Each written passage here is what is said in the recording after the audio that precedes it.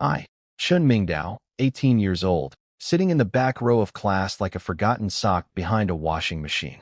Our teacher, Miss Ing Shuyan, absolute knockout, could literally slice a building in half with a sword, no big deal, was giving us the graduation speech. 13 years of magic martial school, and today was the big day. Every human turning 18 gets teleported to the Myriad Races continent. It's basically the universe's way of saying, happy birthday, now survive. She's talking about becoming gods, living forever, all that good stuff. Meanwhile, I'm over here looking like a scarecrow someone forgot to throw away. Pale face, busted up uniform, body held together by spite and stubbornness. See, I've got a tumor. Nasty one. And being an orphan means my medical plan is basically, hope really hard. But here's the thing. The textbook says when you get teleported, some mysterious energy rebuilds your whole body. Fixes everything. So I've been white-knuckling through years of pain just waiting for this moment. Missing explained the job system. You get a random class, swordsman, knight, mage, whatever. But there's one super rare one, lord. Like, 1 in 10,000 rare. Lords build territories, recruit armies, basically play real-time strategy, but it's your actual life. Every rich family and government on Blue Star would kill to partner with a lord. Then this chunky kid in class goes, if I become a lord, I'm gonna grow magic rice and raise fat pigs and sell everything back home. Bro, you could rule a continent, and you want to be Old MacDonald? Everyone looked at him like he'd just failed the IQ check for breathing. Me? If I got lord class, I'd be building empires, conquering nations, sleeping on a throne. Farmer life? Hard pass. Then, boom, a voice exploded in my brain. Myriad Races continent voyage launching. All eligible youth locked in.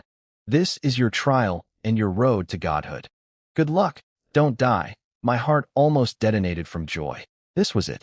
Giant white light pillars crashed down from the sky all over the planet, hitting every university. One hit me. Energy flooded every bone, every cell. Felt like my body got thrown into a blender and reassembled by a very competent chef. The tumor? Gone. The pain? Evaporated. I felt like a brand new human being fresh out of the packaging. Blink, and the whole classroom was empty. Just missing left behind, standing there looking sad, mumbling about how she wished she'd gotten the Lord class back in her day so her family couldn't have forced her into teaching. And me? I was already somewhere else entirely, surrounded by swirling colors, standing at the doorstep of a whole new world. Myriad Races continent, Chun Mingdao has arrived. Try to keep up. Welcome to the Myriad Races continent. Cool, cool, cool. I literally just got here, still wiggling my brand new tumor-free fingers like a toddler discovering hands, and the system starts machine gunning notifications into my brain. Congratulations. Your random classes. Lord, I'm sorry, what? 1 in 10,000 odds. That's like winning the lottery while getting struck by lightning while a supermodel asks for your number. I, Chun Mingdao, the orphan who couldn't afford cough medicine, just hit the cosmic jackpot. But wait, there's more. I also got a unique top-tier talent called Synthesis. I can combine same-rank items, troops, materials into higher-rank versions. No cost. Unlimited uses. Basically, I'm a walking upgrade factory. So I looked around at my new kingdom, and yeah, it was a dirt patch. A 500 by 500 meter empty lot with one crappy wooden shack and a glowing diamond crystal on a pyramid. The Lord's Heart, which is basically my whole career sitting on a rock. If it breaks, I'm unemployed. Around the edges, a thin barrier shield, and beyond that, dark forest full of things that definitely wanted to eat me. 7 days of safety. After that, monsters attack daily. No pressure. According to the textbook. Yes, I actually paid attention in school. Shocking. Step 1 for any lord is recruiting troops. Because my only combat skill is a passive aura that makes people like me slightly more real threatening. A bunny rabbit could take me in a fight right now. Troops come in 7 tiers. Common, fine, rare, superior, epic, legendary, and mythic. Dragons are usually legendary. Titans start at epic minimum. The good stuff. Heart pounding, palms sweating. I activated the Lord's Heart and whispered, recruit troops. The system rolled the dice and gave me 5 options. 5. Normally you get 1, maybe 2 if you're blessed. 5 is absolutely unheard of. I should have been doing backflips. Except here's what those 5 options were. Common grade ghost. Common grade slime. Common grade skeleton swordsman. Common grade zombie. Common grade centaur. 5 choices. All trash. Every single one. It's like the universe handed me 5 lottery tickets, and they all said, you win.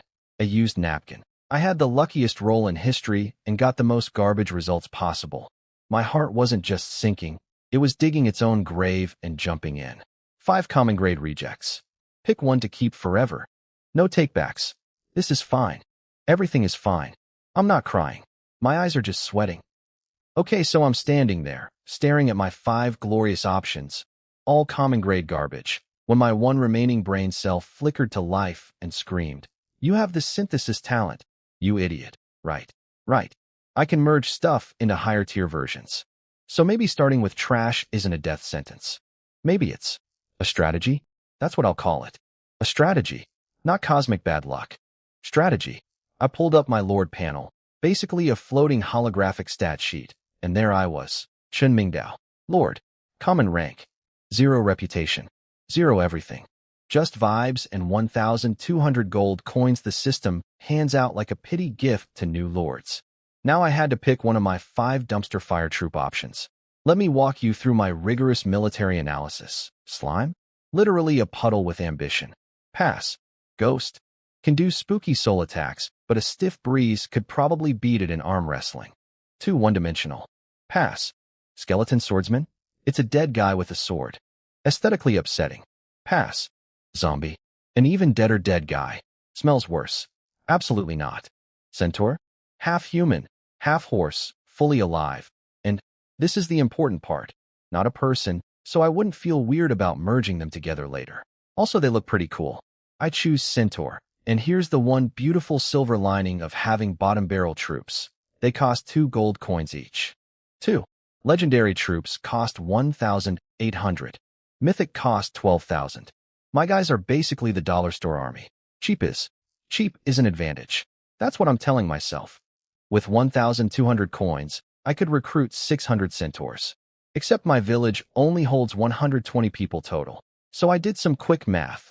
100 fighters, 20 farmers, and said the magic words. Recruit 100 centaurs. The Lord's heart shot out a golden beam, ripped open a 5-meter-tall portal in the middle of my dirt lot, and out they came.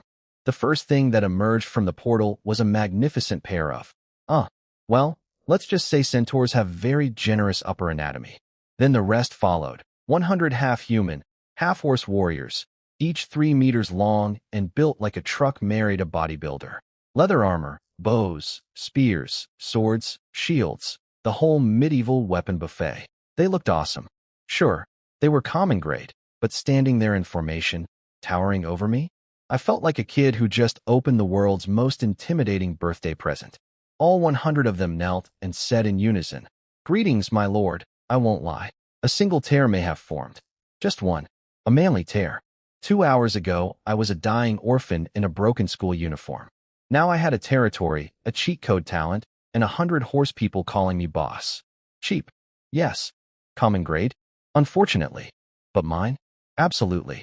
100 centaurs bowed their massive horse heads at me, and I felt like the world's most underprepared king. I checked the stats on one of them, and oh boy. Common grade, level 1, attributes in the single digits, intelligence described as not high, temperament, wild and irritable, and the system literally said, and I quote the general idea, you can basically treat them like animals. Animals. My army. My pride and joy. Livestock with swords.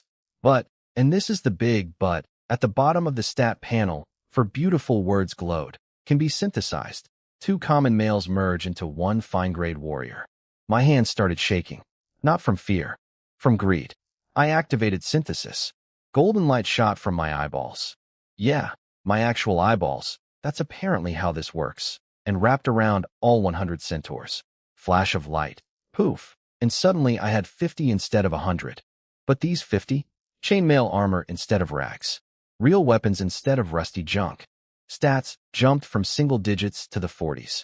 Growth potential upgraded from barely superhuman to king level. The system still called them irritable animals though. Thanks for the morale boost. But I wasn't done. Oh no, Chen Mingdao doesn't stop at, pretty good, recruit more. Synthesize. Recruit more. Synthesize. Recruit. Synthesize. I was burning through gold coins like a lunatic at an arcade, slamming that merge button over and over. When the dust settled and my 1,200 coins were completely gone, I had 100 rare-grade Centaur warriors standing in front of me. Level 3. Stats in the 70s, 80s, 90s. Real iron armor. Mastery of advanced combat techniques.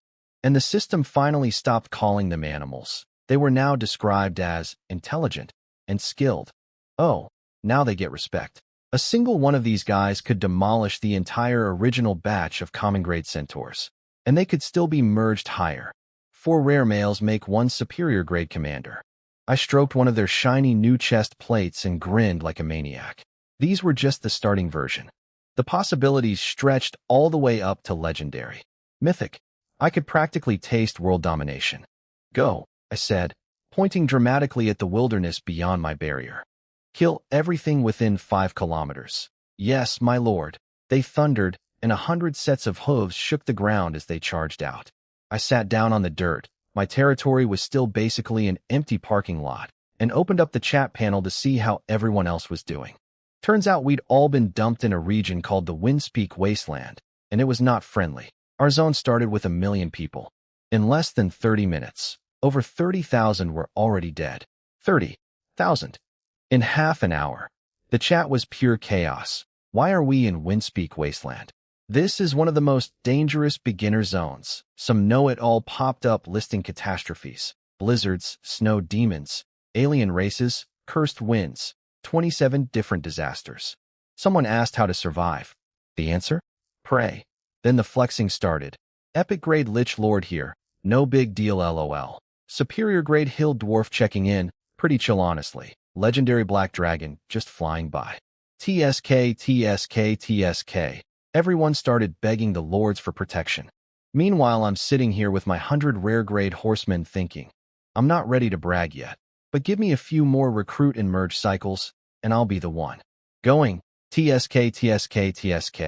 I sent my 100 rare grade centaurs out to murder everything within 5 kilometers, then sat on the dirt like a CEO whose office is literally just dirt. The kill notifications started rolling in like spam emails I actually wanted to read. Your centaur killed a level 1 wild boar. You received 16 chunks of meat. Your centaur killed a level 2 boar king. You received fancy meat, tusks, and 3 gold coins. Your centaur killed a, yeah, you get the idea. It was nonstop. My boys were out there absolutely bulldozing the local wildlife. Level 3 rare grade warriors versus level 1 pigs? That's not a fight. That's a barbecue with extra steps. And here's the beautiful Lord perk. Every time my troops killed something, I got a little trickle of origin spirit energy beamed directly into my body. Like getting paid to sit on your, but while your employees do all the work. Finally, a job I'm qualified for. The energy felt like warm soup flowing through my veins, slowly buffing up everything. Strength, speed, senses, the whole package. After about an hour of my centaurs committing ecological genocide on every boar, snake, bat, spider, and goblin in the neighborhood, a heat burst exploded from my belly and spread everywhere. I leveled up. Level 1. Chen Mingdao, former dying orphan, was now officially superhuman. I could see farther, run faster, punch harder. Not exactly a god yet, but definitely above. Guy who gets winded climbing stairs. I named my territory Chen Village because creativity isn't my strongest trait, and pulled up my stats. 21 gold coins left. From 1,200. I was basically broke again, but broke with an army, which is a huge improvement over just regular broke. Now here's what kept me from celebrating too hard. I'm still a lord, which means my combat ability is basically stand behind everyone else and hope. My stats grow evenly in all 4 areas: soul, spirit, body, speed, instead of specializing like fighters do. A swordsman my level could probably slap me silly in a one-on-one. And in this trial zone alone, there were over 10,000 districts with 1 million people each. Most of them fighters. Some of them from my own country who might get jealous enough to stab me for my lord status. Years of being sick taught me one thing. Being weak gets you killed. So getting stronger myself wasn't optional. It was survival. I looked around my glorious territory. One crystal on a rock. One wooden shack. Endless empty space. No resources to build anything. My kingdom, ladies and gentlemen. A parking lot with a shed. But hey, 1 hour ago, I was a regular person. Now I was a level 1 lord with a centaur army, painting the forest red with monster blood. Progress is progress. The drop rates were garbage though. Dozens of monsters killed, and only 9 gold coins fell out. The Myriad Races continent is stingier than my school cafeteria. At least the spirit energy was flowing steadily. That's the real currency for a lord. Let the gold trickle in. Keep the power flowing, and pray nothing too big notices my tiny little village before I'm ready. Late at night, my centaurs finally came home like teenagers who missed curfew, except instead of excuses they brought loot. Piles of it, sliding off their horsebacks like the world's most disorganized delivery service. Wood, 1,624 pieces. Stone, 735. Iron, 312. Not bad for day 1 of operation. Build something on this sad, empty lot. First order of business, barracks. I fed 300 stone, 250 wood, and 100 iron into the Lord's heart, and whoosh, a massive stone and wood building just grew out of the ground like the world's fastest construction crew on 17 espressos. 100 meters long, 20 meters wide, 5 meters tall. My centaurs finally had a proper home instead of sleeping on dirt like me. Then I built 2 residential houses for future farmers and a wooden fence around the entire territory. The system description for the fence was absolutely savage, a common wooden fence. Don't trust it too much, or you'll sleep forever. Thanks for the confidence boost, universe. The fence alone ate a mountain of wood. I only managed it because my centaurs stumbled into a pack of tree monsters that couldn't run away fast enough. Imagine trees. That move. Getting chopped down by horse people. Nature is weird here. I was totally broke after all this. 20-something gold coins left, which couldn't buy me enough centaurs to fill a small elevator. No farmers recruited, no spirit fields planted, no blacksmith, no tavern, no well, basically still living in a construction zone. But at least it was MY construction zone with walls now. Crappy walls, but walls. Here's the thing though. I had 30 days of trial period.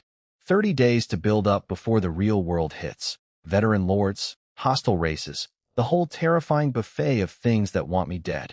No more newbie protection after that. Clock was ticking. As the sun went down, my 100 centaurs gathered around campfires in the yard, roasting monster meat on sticks. The smell hit me like a truck made of deliciousness. I suddenly realized I hadn't eaten a single bite since arriving in this world. Almost a full day. My stomach was basically filing a formal complaint. I stood there awkwardly because, embarrassing confession, I, Chun Mingdao, lord of a territory, commander of a centaur army, conqueror of boars, cannot cook. At all. My lord, please. A centaur woman walked up and handed me a perfectly roasted, dripping with juice chunk of meat. She looked different from the others. Her face was more human-like, calm and gentle, maybe like a 30-something human woman. While the rest of my centaurs had angry horseman energy, she had nice aunt at a family barbecue energy. I grabbed that meat and bit into it like a starving wolf. Incredible.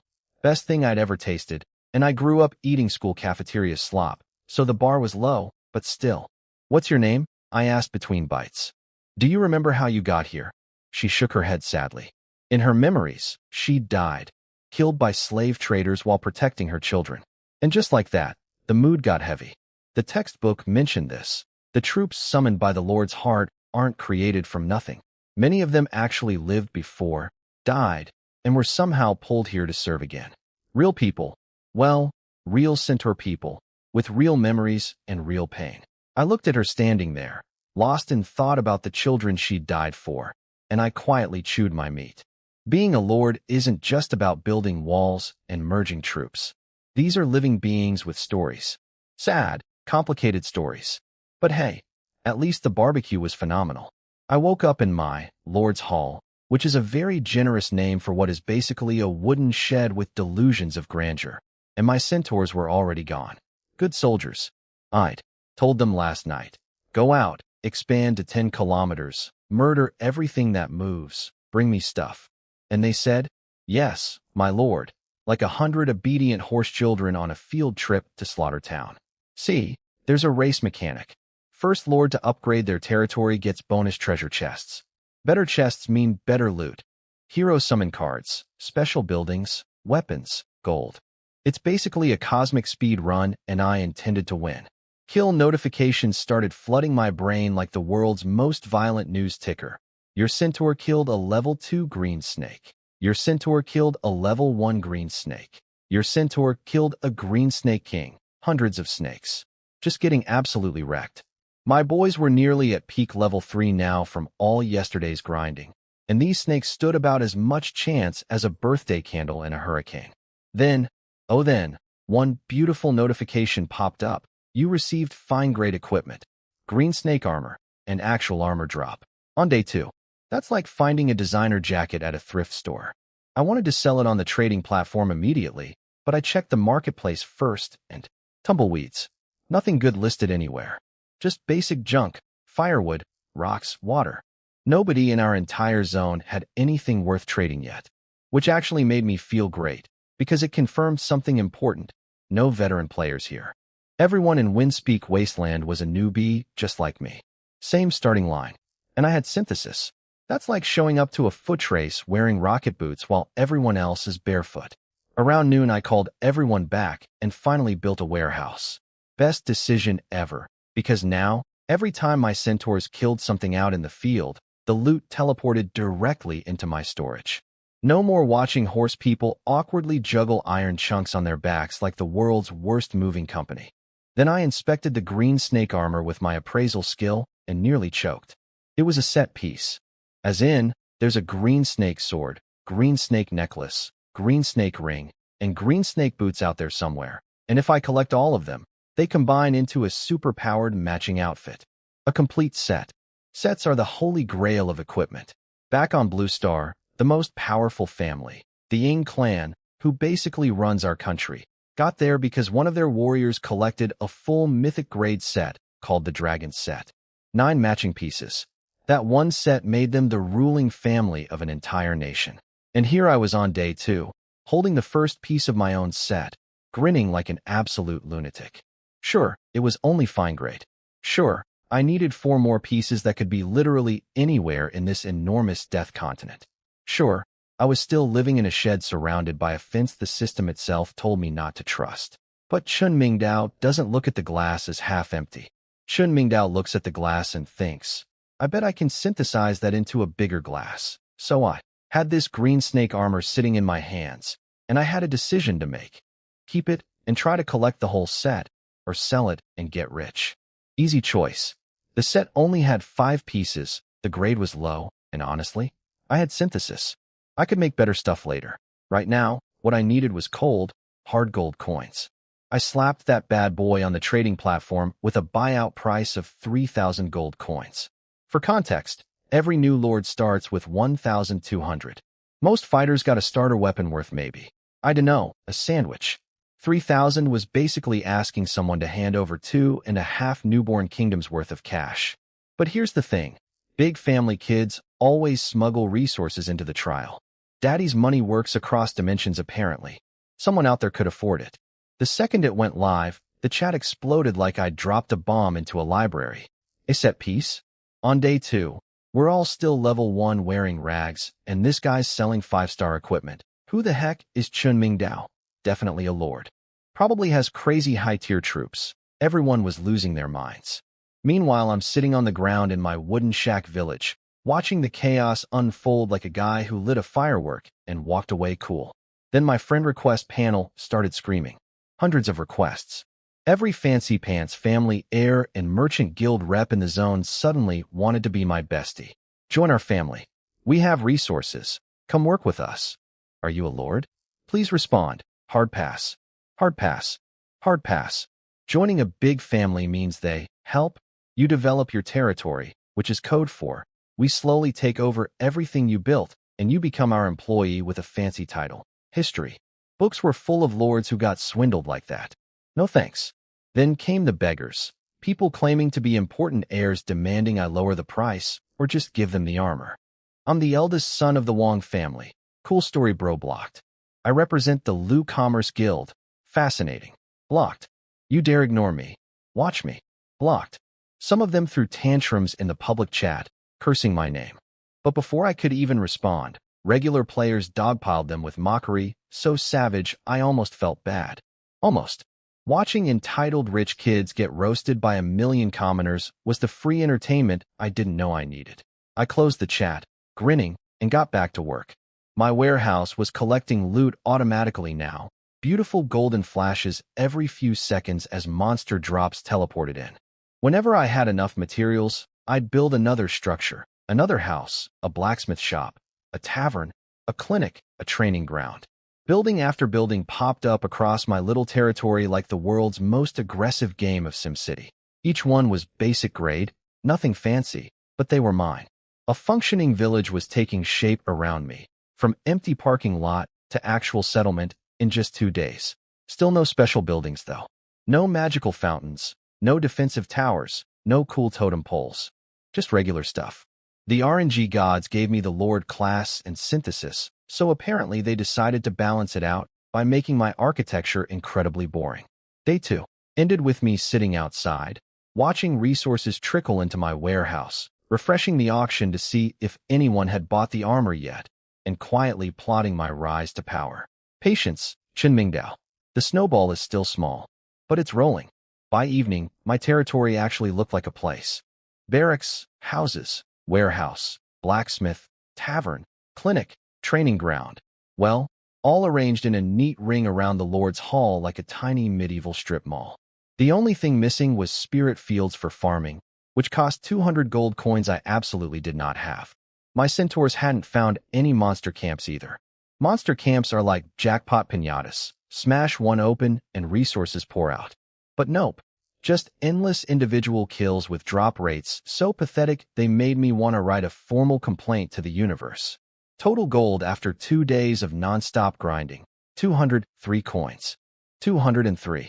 My centaurs slaughtered what felt like half the continent's wildlife, and the loot was basically pocket change. This world is cheap. But then I checked my friend requests, and oh boy, the quality of beggars had upgraded significantly. The desperate ones had filtered out, and now actual traders were showing up with real goods. First up, some girl named Wang Mimi, going full flirty with Big Brother. Phone, can you lower the price to 1800 pretty please? I can be sweet or spicy. Ma'am, this is a war economy. Your winks don't pay for centaur food. Then the real offers rolled in, and 4 of them made me sit up straight. A medicine recipe book, hundreds of potion formulas. Extremely useful. Eventually, a city wall blueprint, needed when my territory upgrades to a city. Cool but useless right now. Like buying a yacht when you live in a desert. A flame tower, an actual defense turret that shoots fire at monsters. Very tempting since monster sieges start in 5 days. And then, the big one. A troop summoning card. 3,000 rare-grade Black Flame Demon Warriors. 3,000. In one card. My brain short-circuited. 3,000 rare-grade soldiers would be insane for any lord right now. But I thought it through. My village can only hold 120 people. Even if I merged them all with synthesis, the resulting high-tier demons would be a dead-end species I couldn't recruit more of later. My centaur pipeline was renewable. Demons were a one-time sugar rush. I messaged the card owner saying I preferred gold coin offers. And this absolute madman responded by posting his card in the public chat, advertising it as only tradable for my green snake armor. Genius move. He just turned MY auction into a bidding war for his item. You sneaky son of a, I muttered, then immediately jacked up my armor's buyout price to 30,000 gold coins. If people wanted his summoning card, they'd have to buy my armor first at the inflated price, then trade it to him. We were basically running a 2-man scam on the entire server, and we'd known each other for 5 minutes. The guy's name was Xiong Tianxiong, from the Xiong family of Haiwest City, one of the top families in all of Dragon Country, right behind the ruling Ying clan. That explained why he treated tens of thousands of gold coins like pocket lint. Rich people built different. He even invited me to join his family after the trial. I politely declined. He said, whatever, like a billionaire who just got told no for maybe the 3rd time in his life. I still couldn't figure out why a guy from that family was so obsessed with a low-grade snake armor though. He could probably wallpaper his bathroom with equipment better than this. Something was off, but I couldn't crack it, so I filed it under mysteries for later and moved on. Half an hour later, ding, a notification chimed in my brain. The snowball just got a little bigger. Ding, your green snake armor has been sold. After 1% transaction fee, 29,700 gold coins received.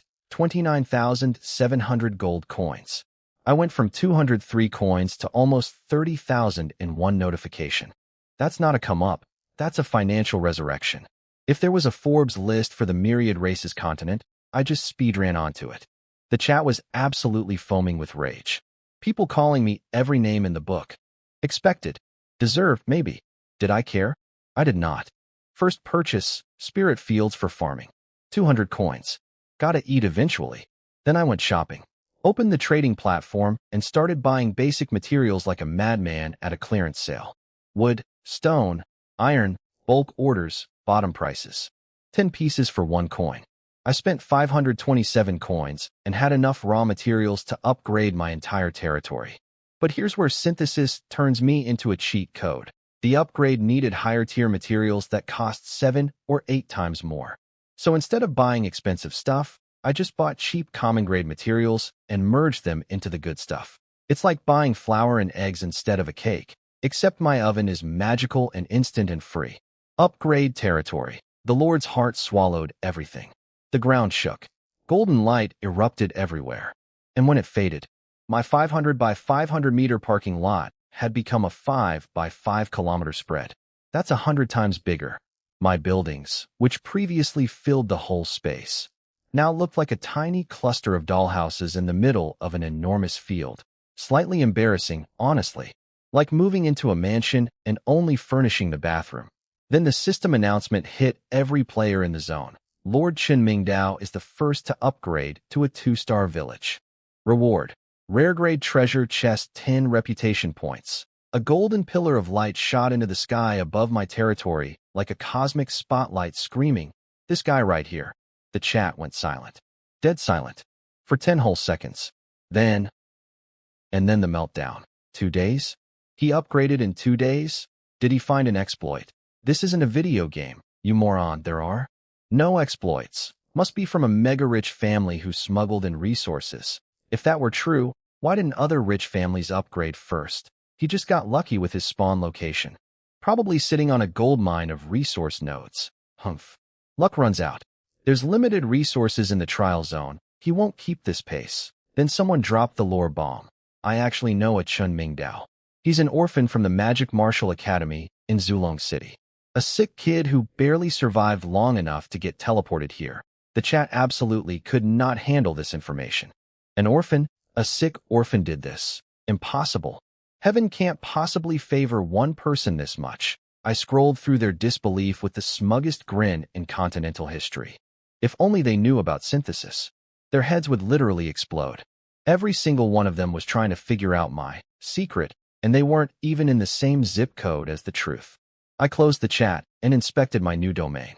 Population cap, 600 now. But I needed to build a ton more structures, extra barracks, 8 more houses, and upgrade existing ones before I could actually use all that space. The upgrade to 3-star village needed double the materials of the last one. But first, treasure chest time. I wash my hands. Yes, I wash my hands before opening a loot box. Superstition? Absolutely. Effective? We're about to find out. Click. You opened a rare grade treasure chest. You received rare grade special building. Mysterious cottage, 700 gold coins. A special building. Not just regular boring architecture. A special one. Some lord once got a legendary defense building so powerful that no monster could even approach his territory ever again, and it carried him all the way to legendary status. Mine was called Mysterious Cottage, which sounded less like a war asset and more like a store that sells scented candles. But hey, special is special, and Chen Mingdao doesn't complain about free gifts. Well, not out loud anyway. The Mysterious Cottage turned out to be a little stone shop with 5 wooden shelves inside, each holding one item that refreshes daily. Like a magical convenience store run by nobody. Seeds, a sword, a skeleton summoning card, a fancy necromancer staff, and healing potions. Decent stuff, but nothing worth buying right now. The necromancer staff was tempting at 1,300 coins, but I needed every coin for my master plan. Besides, after publicly fleecing someone for 30,000 gold with that armor stunt, keeping a low profile seemed wise. Can't be the richest guy in the zone and the loudest. Speaking of rich, let me count my fortune. The armor sale netted me 29,700 coins. Spent 527 upgrading to 2-star village. Got 700 back from the treasure chest, plus whatever my centaurs scraped together from monster hunting. Grand total, 30,119 gold coins. For a former dying orphan, this was basically Bezos money. Time to go absolutely insane. See, here's where synthesis turns economics on its head. A common centaur costs 2 coins. 2 commons merge into 1 fine. 3 fines merge into 1 rare. 4 rares merge into 1 superior. The math works out to 48 coins per superior centaur. Meanwhile, if you could directly recruit a superior soldier, it would cost 200 coins each. I was getting the same product for less than a quarter of the price. Synthesis isn't just a talent. It's a wholesale discount from the gods. My village could now hold 600 people. I wanted 500 superior grade centaur warriors, keeping space for farmers later. Quick napkin math. 500 superiors would cost about 22,800 coins through my recruit and merge assembly line. That left over 7,000 coins for future upgrades. Perfect. I activated the Lord's Heart. The golden portal ripped open again, and common centaurs started pouring out like a horse-person factory on overdrive. Batch after batch, hundreds of them filling up the open field, looking confused and scared and very, very common grade. Then I hit them with synthesis. Golden light from my eyes. Flash. Merge. Flash. Merge. Commons became fine. Fine became rare. I was running a military-industrial blender, and living beings were the ingredients. If I thought about it too hard, it was deeply disturbing. So I simply chose not to think about it too hard. Leadership requires tough decisions. That's what I told myself while watching sentient creatures dissolve into golden sparkles and recombine into stronger versions. When my original 100 rare centaurs came back from hunting, dusty and tired, I looked at them and felt a tiny pang of guilt. These guys had been with me since day one. They'd fought boars and snakes and goblins for me.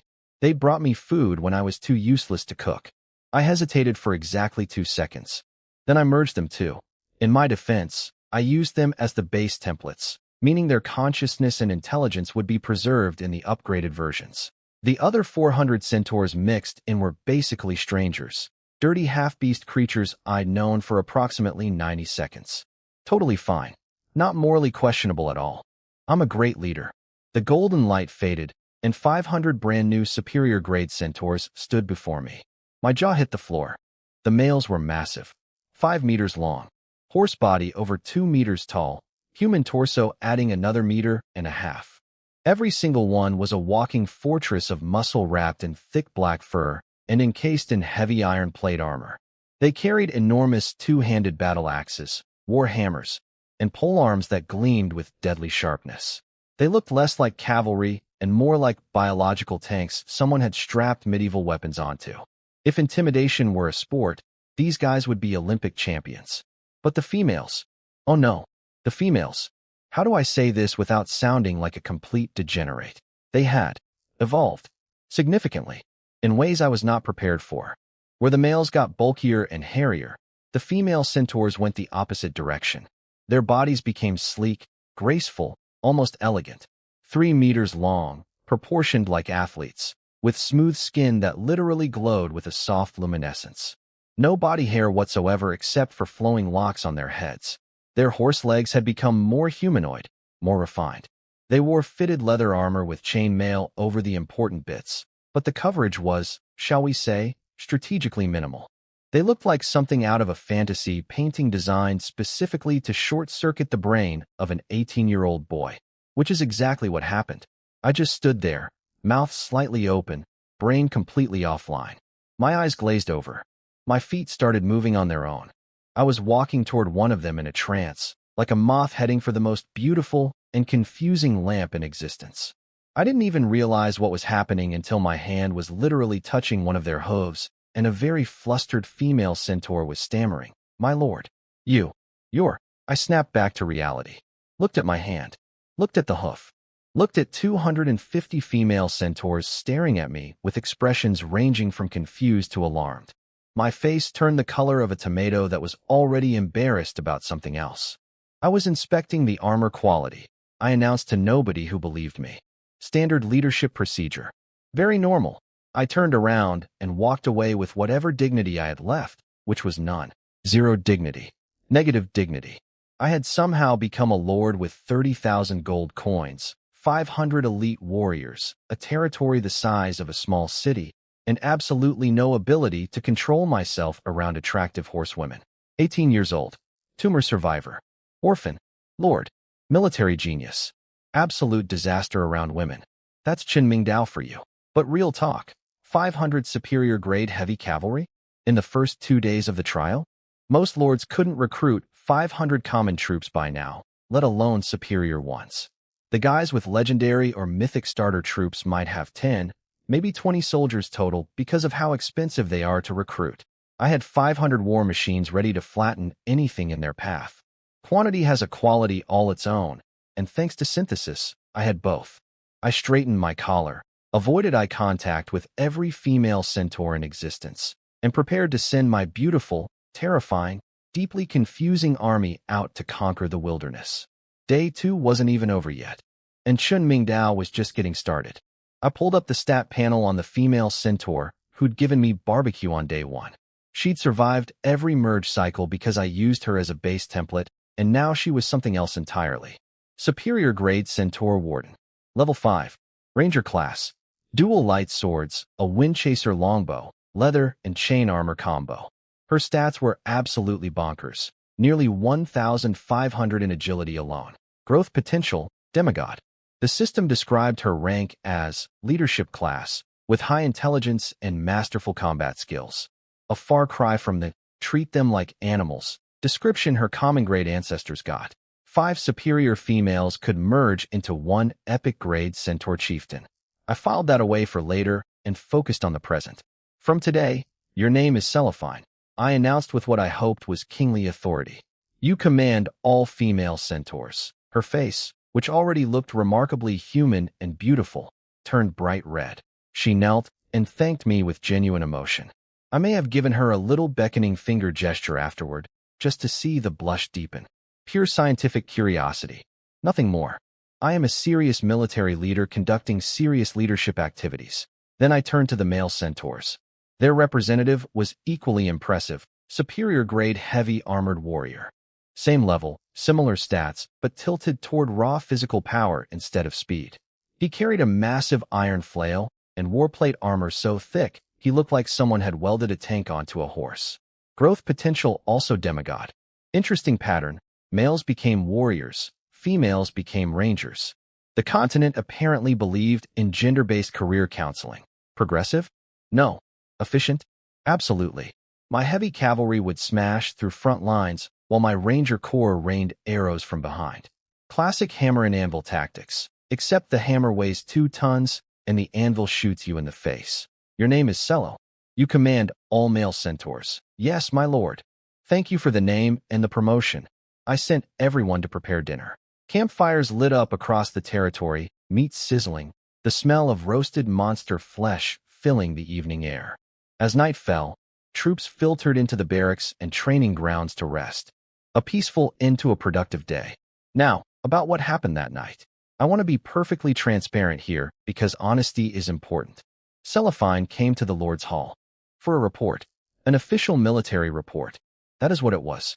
We discussed troop formations and strategic deployments and other completely professional topics. Did she stay the entire night? Technically, yes. Were my hands behaving themselves? Technically, no. But I want to emphasize that nothing actually happened. My hands just went on a little unauthorized exploration mission across some very interesting terrain. Cellophine made some sounds that could be interpreted as either protest or encouragement, and I chose to interpret them as encouragement because I am an optimist. The next morning, she bolted out of the Lord's Hall at dawn, clutching her chest armor and frantically fixing her disheveled equipment, checking left and right to make sure nobody saw her. I heard her hissing to herself about certain areas being swollen, and I decided that was my cue to wait 5 minutes before casually strolling outside with the most innocent expression I could manufacture. What? I'm 18. I just got a new body. My previous life was nothing but tumor pain and hospital soup. A man has needs. And also curiosity. Lots of curiosity about horsewomen anatomy. For science. Anyway, day 3. Business time. For real this time. The war horn sounded and all 500 superior centaurs assembled and split into 2 hunting squads, fanning out around the territory in a massive sweep. Kill notifications started immediately, faster and more valuable than before. Level 3 goblins dropping 6 gold coins each. Yes, please. My army was chewing through the local monster population like a lawnmower through wet grass. I ate leftover cold barbecue for breakfast because my cooking skills remained at a firm 0, then got to work building new barracks first, since my troops needed sleeping quarters. Then a training ground, which gave a 20% boost to cultivation. Both ate through my remaining stone and wood supplies completely. The upgrade path to 3-star village was becoming clear. I needed a second barracks, a training ground, 8 more residential houses, another well for spirit fields, and enough 3-star materials to fuel the actual upgrade. That meant converting basic materials through synthesis again, which meant I needed my centaurs to bring home mountains of resources. Hard requirements, but manageable, especially since nobody else had even reached 2-star yet. The public announcement board was silent. No second upgrader. No competition. I was running this race alone, which meant every upgrade milestone treasure chest had my name on it. With 7,000 gold coins still in my pocket, I felt comfortable. Not relaxed, never relaxed, but comfortable. The plan was clear. Keep hunting, keep collecting, keep building, keep merging.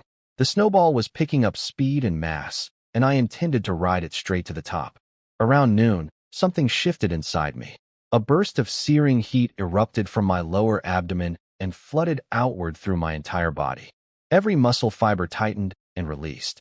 My bones felt denser, my senses sharper, my reflexes quicker. The spiritual energy my troops had been feeding me through their kills had finally accumulated enough. Level 2. I advanced to the second tier. 2 days ago, I was an ordinary person who had never thrown a punch. Now I could probably punch through a wall. Not that I planned to test that theory on my own buildings. I'd just spent all my resources constructing them. The leveling speed was ridiculous. Most combat professionals needed to personally hunt hundreds of monsters over weeks to advance once.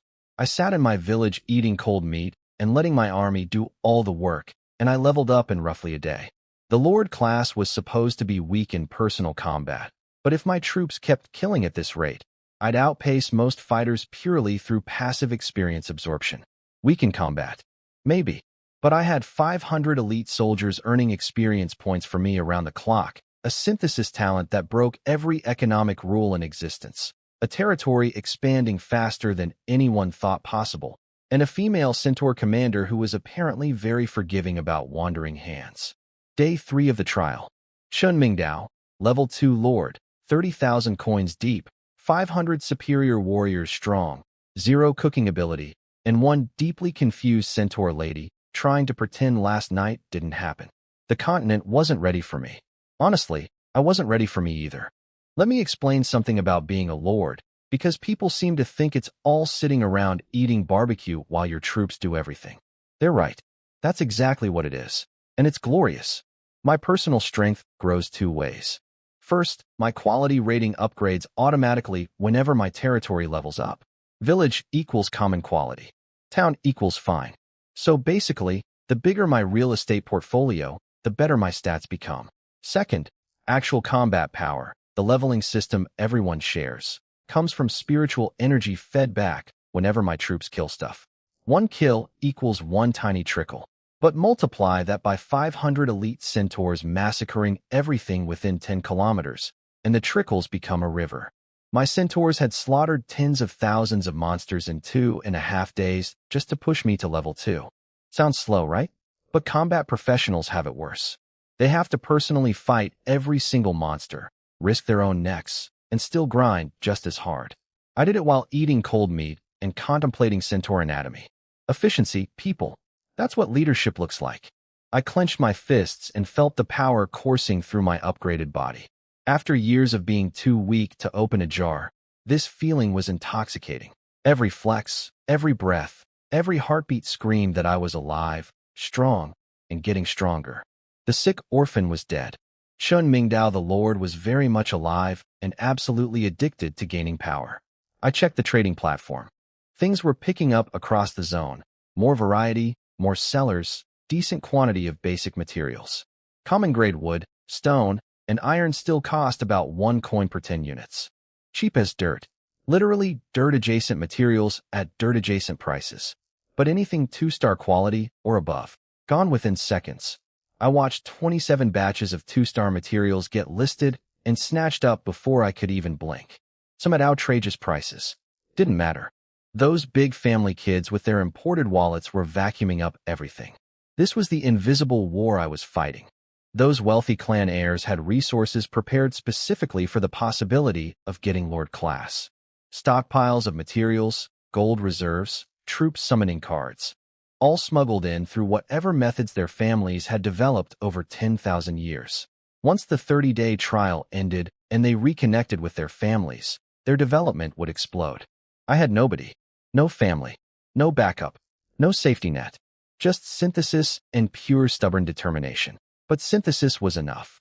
While they fought over expensive 2-star materials, I bought mountains of cheap 1-star garbage and merged it into whatever I needed.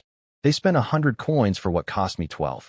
The math was my unfair advantage, and I intended to squeeze every drop of value from it before anybody figured out how I was moving so fast. I went on a spending spree.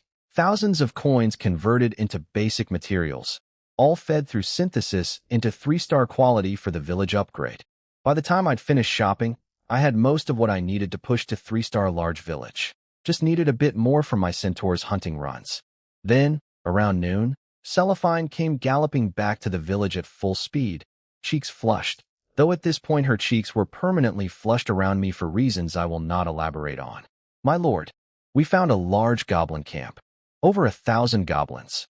Most of them level 4 or 5, well-armed, a large camp. Finally, monster camps were resource gold mines. One successful raid could supply more materials than days of individual hunting. This was exactly what I needed to finish my upgrade. Take me there, I said immediately. I want to personally oversee this operation. Cellophine's expression shifted from military efficiency to something softer. She bent her horse legs down and lowered herself, offering her back as a mount. Climb on, my lord. I'll carry you. Awkward. Very awkward. I climbed onto her horseback, trying to figure out where to put my hands. I chose poorly, or brilliantly, depending on perspective.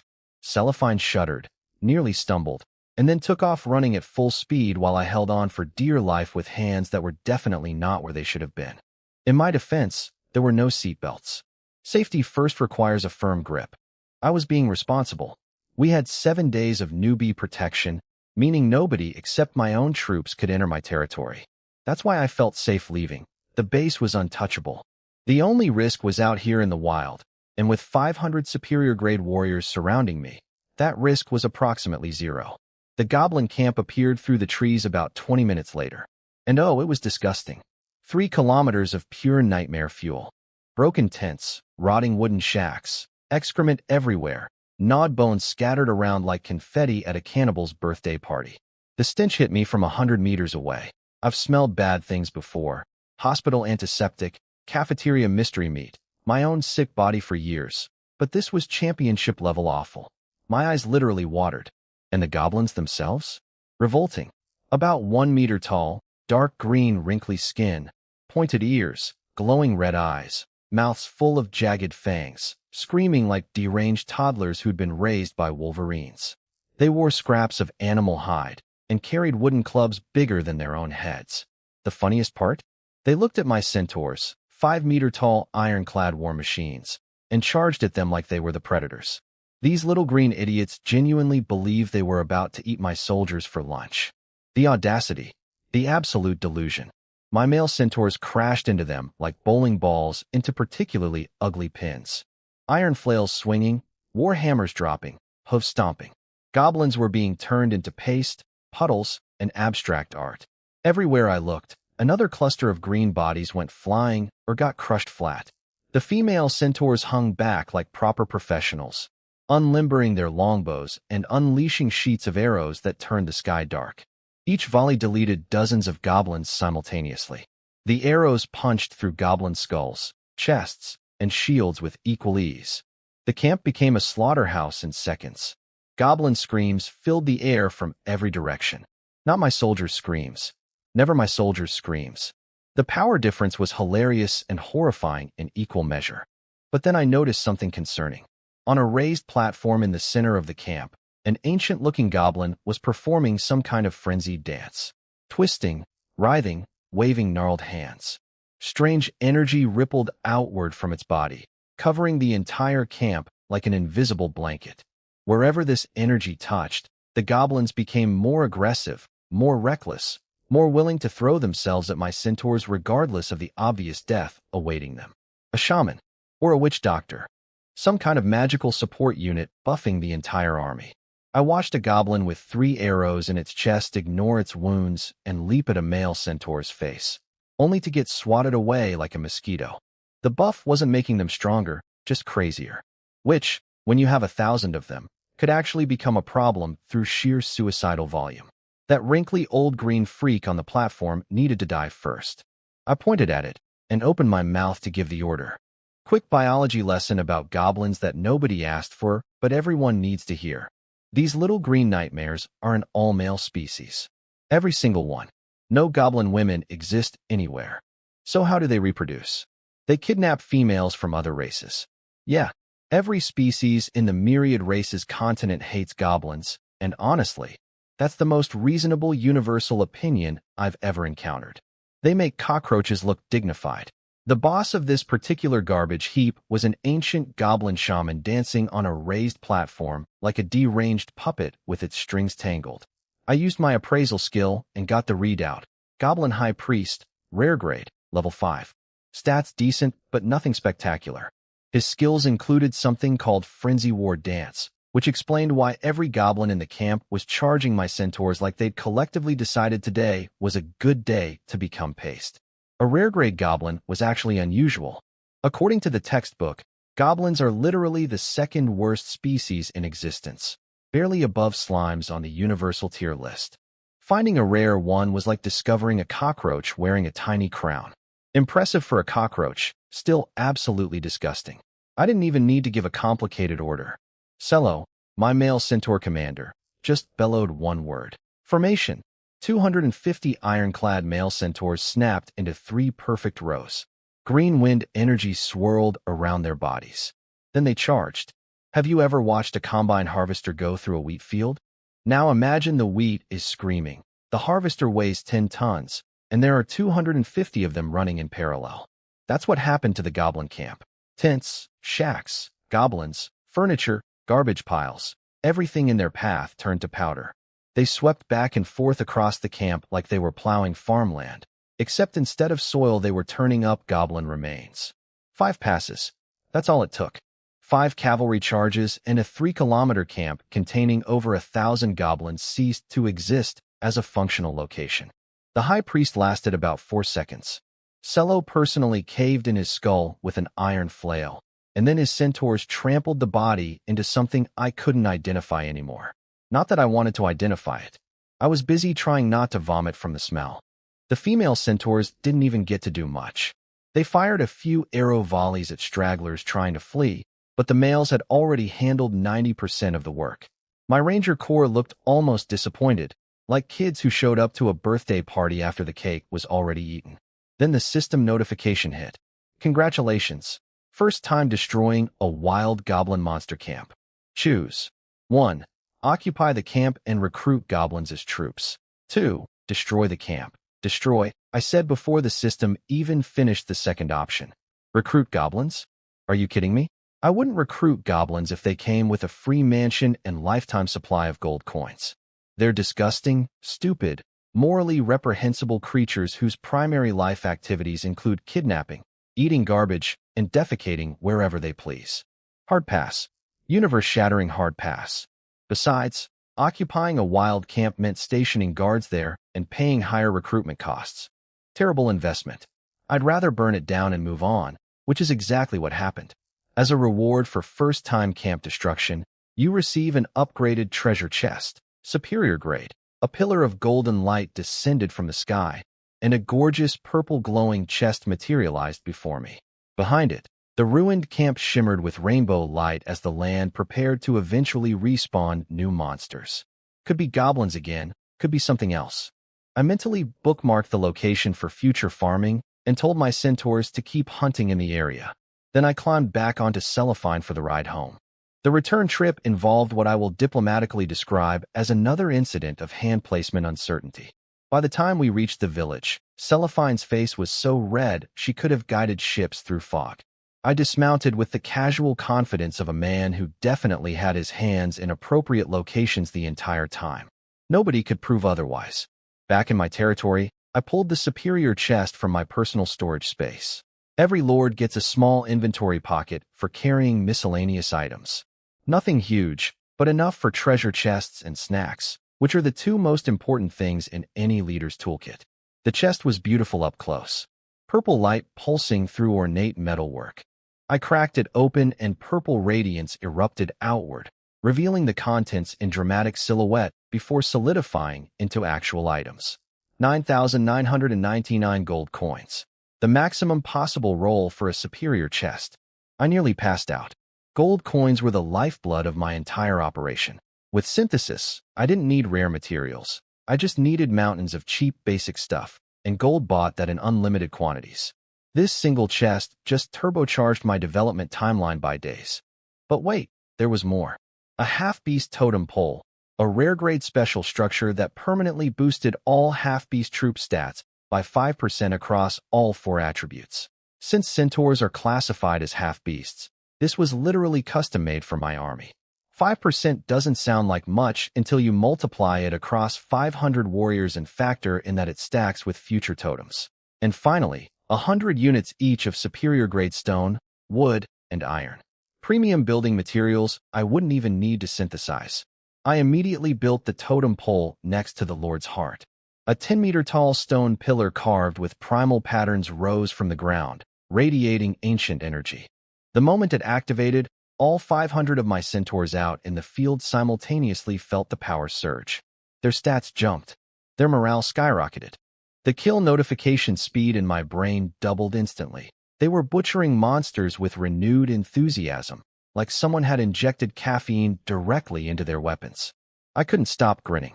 Then I opened the trading platform and swept up every cheap material available, converting gold into resources at maximum efficiency. The other lords were still fighting over scarce 2-star materials, while I happily bought 1-star trash by the truckload and merged it into whatever I needed. Day 3 was nearly over. According to the textbook, this was roughly when other lords should start upgrading their territories for the first time. I wanted to see just how many lords existed in our zone and what kind of competition I was actually facing.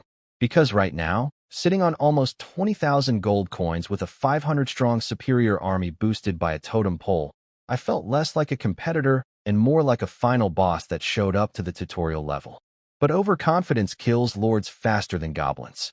So I watched the chat feed and waited for the announcements to start rolling in. I scrolled through the chat logs looking for anything useful and found absolutely nothing. Just rich kids from powerful families posting the intellectual equivalent of empty potato chip bags. Decades of accumulated wealth and knowledge. And these Silver Spoon warriors were using the chat like a social media feed for bragging about their breakfast. See, here's the dirty truth about big families. Most of them don't even try during the 30-day trial. Their strategy is literally survive, come home, get family resources afterward. So half these privileged heirs were just lounging around in chat, treating the most dangerous period of their lives like summer vacation. Some families did push their kids to fight, obviously. You don't stay powerful for 10,000 years by raising cowards. But the majority? Tourists with trust funds. Then, near evening on day 3, the first announcement dropped. Congratulations to Lord Ing Shuiwe, second to upgrade to medium village. Reward, fine-grade treasure chest, Ing family. Of course it was the Ing family. The ruling dynasty of Dragon Country, the most powerful clan on Blue Star, the family whose patriarch collected a full mythic-grade equipment set and basically became a god. Their kids probably entered the trial with enough resources to build a small city from scratch. Second place for them was probably embarrassing. A fine-grade chest, though, that was basically a participation trophy compared to what I got for first place. Almost felt bad for her. Almost. Then I remembered the Ng family could buy and sell my entire existence without checking their bank balance, and the sympathy evaporated instantly. Now here's where I had a decision to make. I was sitting on a mountain of 3-star materials, freshly synthesized from cheap 1-star garbage I'd been hoarding. Enough to upgrade my village to 3-star large village right now. The question was, should I wait? Let more people catch up, create some distance between announcements so I didn't look so suspiciously fast? I thought about it for approximately 3 seconds. Nah, speed was everything. Every upgrade milestone I hit first meant another treasure chest, more gold, more resources, more momentum. The snowball doesn't wait for people's feelings. The snowball rolls. I dumped 2,400 units each of 3-star stone, wood, and iron into the Lord's heart and spoke the magic words. Upgrade territory. The earth shook. Light exploded. My village transformed for the 3rd time. When the glow faded, I was standing in a territory stretching 10 kilometers in every direction. Population capacity, 1,200. The next upgrade target was a small town, requiring mid-tier materials I hadn't even started collecting yet. But that was tomorrow's problem. Today's victory was right here, gleaming under the evening sky. My timing was absolutely impeccable, because the system announcement hit the public chat at the exact same moment some guy named Fong Yu was getting congratulated for being the 6th person to reach Medium Village. His announcement literally got cut off mid-sentence by mine. Congratulations to Lord Chun Mingdao, first to upgrade to Large Village. Reward, Superior Grade Treasure Chest, 20 Reputation Points. Golden Light Pillar. Purple glowing chest descending from the heavens. The whole dramatic spectacle. Again. For the 2nd time in 2 days. While everyone else was still celebrating reaching the level I'd already passed, the chat went silent. Complete cardiac arrest level silence. I could practically hear a million people blinking at their screens. Then the question marks started raining down like confused confetti. Did I just read Large Village? 3-star? On day 3, yesterday he hit 2-star, today 3-star. Is he speedrunning this thing? That's impossible. It normally takes at least a week to gather enough resources. Is Chun Mingdao the continent's favorite child or something? Blue Star has never recorded upgrade speeds this fast. Then came my favorite part, the manipulation attempts. Some genius in the chat decided to pull the patriotism card. Chun Mingdao, come out and share your development strategy. For the glory of Dragon Country. Yes. Don't be selfish. Share your methods for the good of our nation. We all deserve to know. Oh sure. Share my secret. Tell everyone about synthesis, so every family in Dragon Country can figure out how to replicate it, study it, and then send their kids into future trials with strategies designed to counter mine. For the good of the nation, right? And I'm sure those families asking would totally share their 10,000-year-old secret techniques with a random orphan if the situation were reversed. Absolutely. 100%. I believe that completely. I didn't respond. Not a single word. Let them scream into the void. What these entitled people couldn't tolerate was someone beneath them standing above them. These were heirs and nobles and merchant princes who'd spent their entire lives looking down at people like me. An orphan from a magic academy outpacing the ruling family's own daughter? That wasn't inspiring to them. It was threatening. So they wrapped their nosiness in patriotic language and pretended they were asking for everyone's benefit. Classic manipulation, older than civilization itself. After about 30 minutes of me ignoring them, the noise died down. Some switched tactics and started sending friend requests to other professionals in the chat, trying to recruit followers for their families while attention was elsewhere. Always networking, always scheming. Human nature at its finest and most exhausting. More upgrade announcements trickled in over the next few hours. Lord number 8, 9, 10, all reaching Medium Village, all getting basic common grade chests, and a single reputation point. Looking at the names, nearly every single one screamed old money. Lin, Hu, Zhang, all major family surnames. All carried resources into the trial by their clans, who paid extra fees to the National Teleportation Array just to smuggle in supplies. Regular people could barely afford to bring food and water. These kids showed up with starter kits worth more than my entire previous life. And yet here I was, an orphan with zero family backing, sitting 2 full village tiers above every single one of them. In a fair world, they'd have every advantage. Better troops, better gear, better knowledge, better everything. But Chun Mingdao doesn't live in a fair world. Chun Mingdao lives in a world where one broken talent called synthesis turns economic rules into suggestions, where buying garbage and merging it into gold is not just possible, but laughably easy, where the poorest lord on the continent can outbuild the richest because the system didn't account for someone who could bypass the entire resource hierarchy. I picked up my new superior-grade treasure chest, felt its weight in my hands, and smiled. 10 lords had upgraded. 9 of them had family empires behind them. 1 of them had nothing but cleverness, stubbornness, and magic eyeball beams that turned trash into treasure. Guess which one was winning? Let me explain why everyone in the chat wanted to strangle me, and why I completely understood, but also completely did not care. Reputation points. That's the real prize for upgrading first. Not the treasure chests, not the gold, reputation. Because later on, when your territory reaches certain levels, you literally cannot upgrade without enough reputation. It's the ultimate bottleneck. And the first person to upgrade gets the most points, with each subsequent person getting less. So every point I scooped up was 1 fewer point available for everyone else's precious family heirs. No wonder they were furious. I was eating their future lunch and asking for seconds. But sentiment doesn't build empires, so I cracked open my new superior-grade treasure chest without a shred of guilt. Purple light erupted. Shadows of items materialized. The glow faded, and the system announced my haul.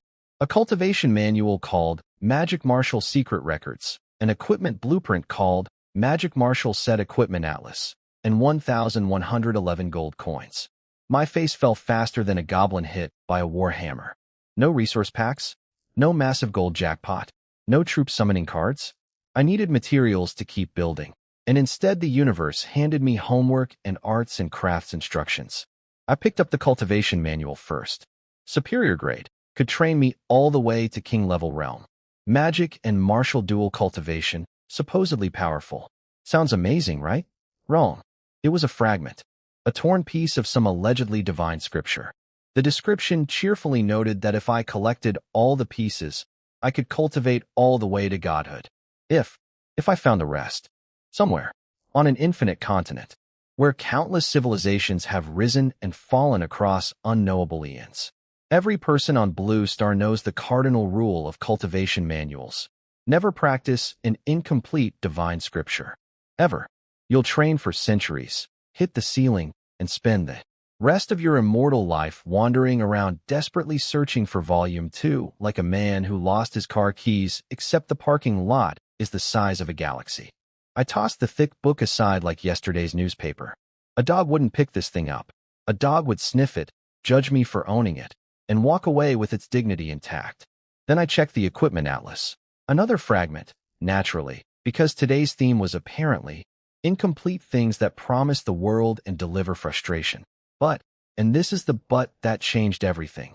This one was actually useful. The Magic Martial set had 9 pieces. Golden Martial Sword, Golden Magic Staff, Golden Splendor Crown, Golden Scale Armor, Golden Magic Robe, Golden Python Belt, Golden Sun Necklace, Golden Dragon Ring, and Golden Spirit Boots. The atlas showed exactly what materials were needed to forge each piece at each quality tier.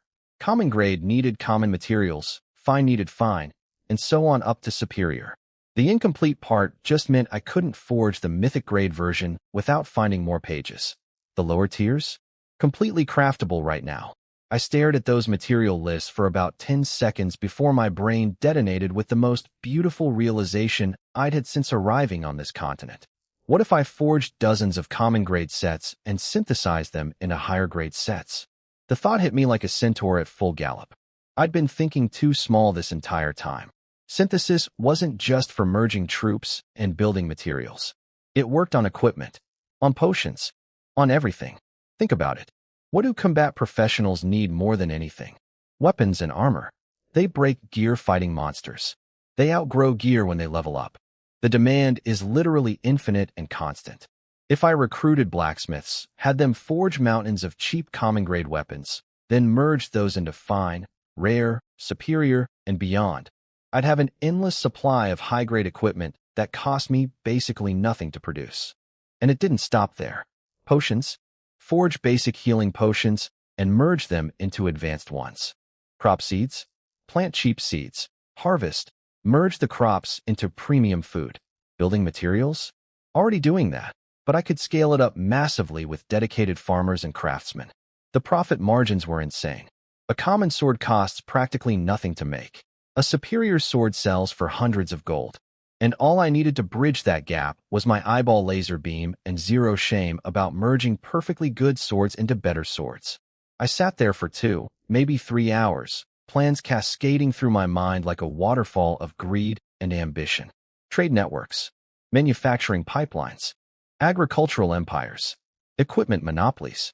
Every idea spawned 3 more ideas, each more ridiculously profitable than the last.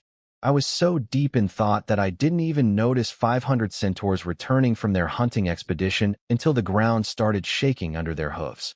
I snapped back to reality, ate dinner, and escorted a very bashful cellophane back to the Lord's Hall for another evening of completely professional leadership activities. Morning came. She bolted out at dawn again, face blazing red, and immediately rallied her troops for hunting with unprecedented enthusiasm.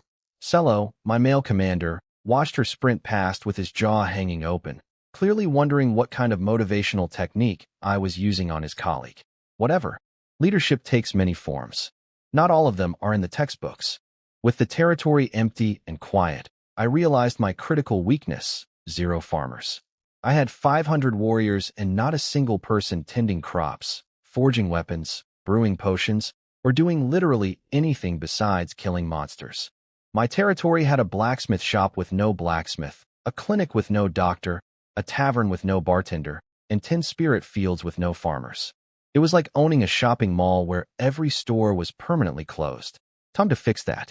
I walked to the Lord's Heart and recruited 100 farmers at 5 gold coins each.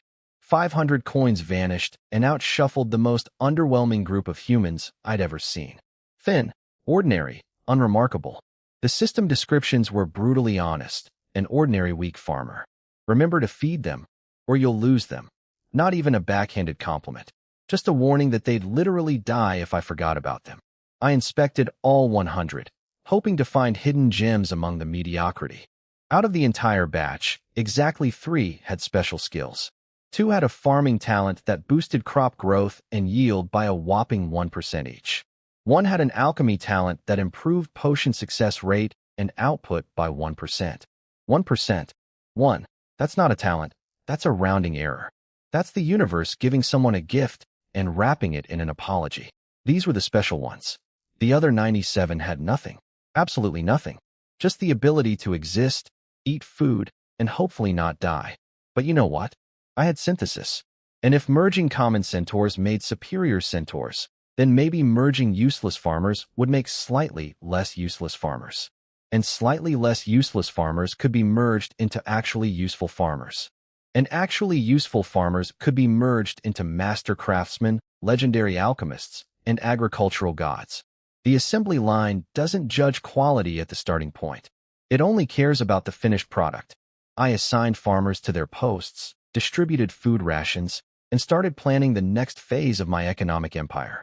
Chun Mingdao, Lord, Centaur Commander, amateur economist, aspiring monopolist, and the worst-kept secret on the entire Windspeak wasteland. Day 4 had just begun, and I already had 17 new plans to break the continental economy over my knee. Farmers cost 5 gold coins each to recruit. 5 coins for one scrawny human who might die if I forget to feed them. Highway robbery. But I needed workers with special talents. And the only way to find talented ones was to recruit a massive pile of mediocre ones and dig through them like a prospector, panning for gold in a river of disappointment. So I recruited batch after batch, inspected every single one for hidden talents, kept the special ones, and fed the rest into the synthesis meat grinder. After burning through a disgusting amount of gold coins, I had my dream team: 10 rare-grade blacksmiths, 10 rare-grade pharmacists, 10 rare-grade cooks, and 30 rare-grade farmers. Every single one synthesized from dozens of common-grade nobodies who individually had talents so small they were basically decorative. But stack enough 1% bonuses together through merging, and suddenly you've got craftsmen who actually know what they're doing. Phase 1 of Operation Become Obscenely Wealthy was complete. Now I needed blueprints. I checked the mysterious cottage first. 5 shelves, 5 items, all weapons and high-grade materials. Nothing useful for my manufacturing empire. Thanks for nothing, Magic Convenience Store. I swear that building has a personal vendetta against giving me what I actually need. Then I hit the trading platform and started hunting. Recipe books, forging manuals, cooking guides, anything that could teach my craftsmen how to mass-produce goods. After an agonizing shopping spree that felt like watching my gold coins commit suicide one by one, I'd spent nearly 3,000 coins on 3 essential manuals. First, a weapons and armor forging atlas containing over 1,000 common-grade equipment designs for every combat class imaginable. Swords for swordsmen, staves for mages, bows for hunters, the complete catalog of pointy things people use to not die. Second, a pharmaceutical encyclopedia with 40 or 50 potion and pill recipes. Healing potions, mana recovery, antidotes, cultivation boosters, basic but essential stuff that every fighter desperately needs. Third, a spiritual cooking compendium with 20-something recipes for magical food that could actually boost the eater's physical attributes over time. I handed these manuals to my craftsmen and watched their eyes light up like children receiving presents. Then I dumped every usable material from my warehouse onto their workbenches, low-grade ores, monster parts, herbs, meat, vegetables, and told them to start practicing. Everything they produced would be raw material for synthesis anyway, so quality barely mattered. Quantity was king. 5,000 gold coins invested total. My remaining balance had shrunk to under 4,000. Watching that number plummet made my left eye twitch involuntarily. If these craftsmen turned out to be incompetent, if the products were unusable, if my entire manufacturing plan fell apart, I'd have burned half my fortune on a glorified arts and crafts project. The anxiety was real. My stomach hurt. And not the old tumor pain either. Pure financial terror. I distracted myself by continuing to build up my territory. Large village needed tons of new construction. For barracks to house 480 soldiers, 40 residential buildings for 800 civilians, plus more spirit fields, wells, and upgrades to everything. The material consumption was eye-watering. And the worst part? To advance from large village to small town, I needed a stone wall blueprint to build proper city defenses. Without that specific blueprint, the upgrade was literally impossible. And I didn't have one. Couldn't find one on the market either. So I built everything else I could and tried not to think about the wall problem. One crisis at a time. Then, around noon, footsteps approached. My head blacksmith came running over, drenched in sweat, cradling a freshly forged sword like a newborn baby. He presented it with trembling hands. I appraised it immediately. Green steel sword. Common grade. Wearable by level 2 and below. Body attribute +5, agility +1. No special skills. The system note said it was sharp and warned me not to cut myself, which frankly felt like the universe questioning my intelligence. Mediocre stats. Expected for common grade. But I didn't need these swords to be good. I needed them to exist in large enough quantities to feed into synthesis. This sword wasn't a product, it was an ingredient. I told the blacksmith to keep forging nothing but green steel swords. Maximum quantity, minimum breaks, don't even think about variety. He saluted and sprinted back to the smithy. Seconds later, hammering sounds erupted like a heavy metal concert performed entirely on anvils. I gave identical orders to the pharmacists and cooks. Mass produce. One recipe. Don't stop. Don't think. Just make. By midday they came back, and I nearly fell over. 506 common-grade green steel swords. 800 common-grade mana recovery potions. Over 1,800 common-grade spiritual meal sets. In one morning. These rare-grade craftsmen were absolute machines. They'd chewed through almost every material I'd given them and converted it into a mountain of finished goods piled across the open ground. I stared at the heap of merchandise with my mouth hanging open. I'd prepared those materials knowing roughly how much they should yield, but seeing the actual output was different. It was like planting a seed and watching a forest explode out of the ground. The efficiency was borderline supernatural.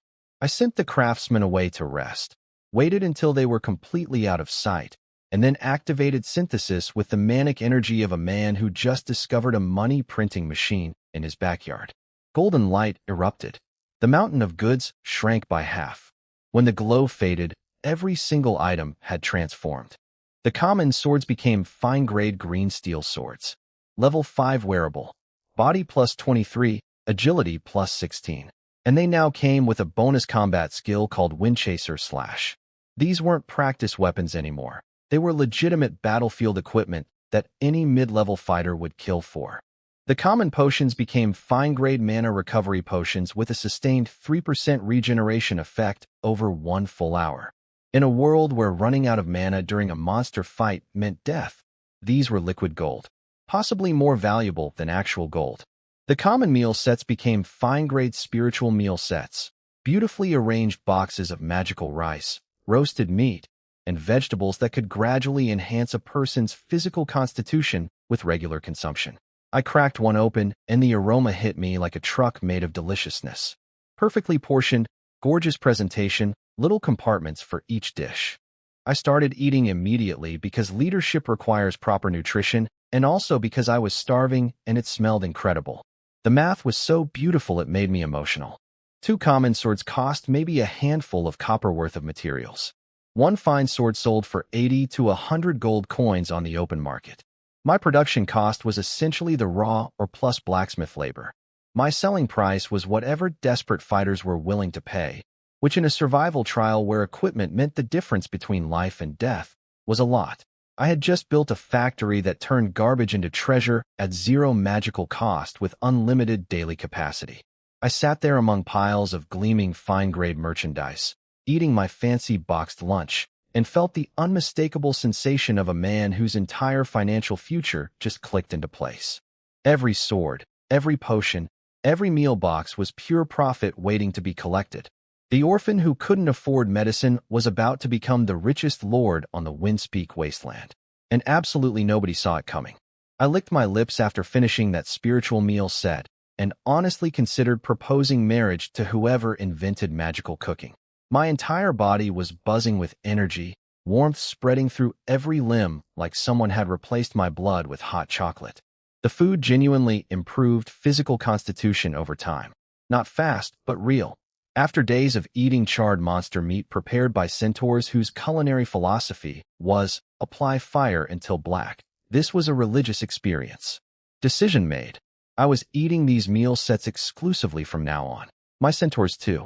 They were common-grade trash species by birth, but if magical food could slowly buff their bodies, then I'd feed them gourmet meals 3 times daily until they were the most well-nourished horse people in continental history. Whatever surplus remained after feeding my army would go to market. The real moneymakers were weapons and potions anyway. I opened the trading platform and did competitive research like a proper businessman. Checked prices for similar fine-grade swords, potions, and food across the entire marketplace. Then I set my prices slightly above average, because quality merchandise deserves premium pricing and also because I'm greedy. Fine-grade green steel sword, 600 gold coins each. 253 available. Fine-grade mana recovery potion, 200 gold coins each. For 100 available. Fine-grade spiritual meal set, 80 gold coins each. 916 available. I posted the listings anonymously in the public chat and sat back to watch the chaos unfold. The chat room went dead silent for approximately 4 seconds. Then my notification panel had what I can only describe as a seizure. Sold. Sold. Sold. Sold. Sold. Notifications stacking on top of each other so fast they blurred together into a continuous golden stream of incoming wealth. People were buying my stuff like Black Friday shoppers trampling each other for discounted televisions. Within minutes, a third of my inventory was gone. Then half. Then everything. The chat erupted into beautiful pandemonium. My hands weren't fast enough. It's all gone. Who still buys things manually? Get an auto-purchase script, amateur. Just snagged the last meal set. Tastes incredible, highly recommend.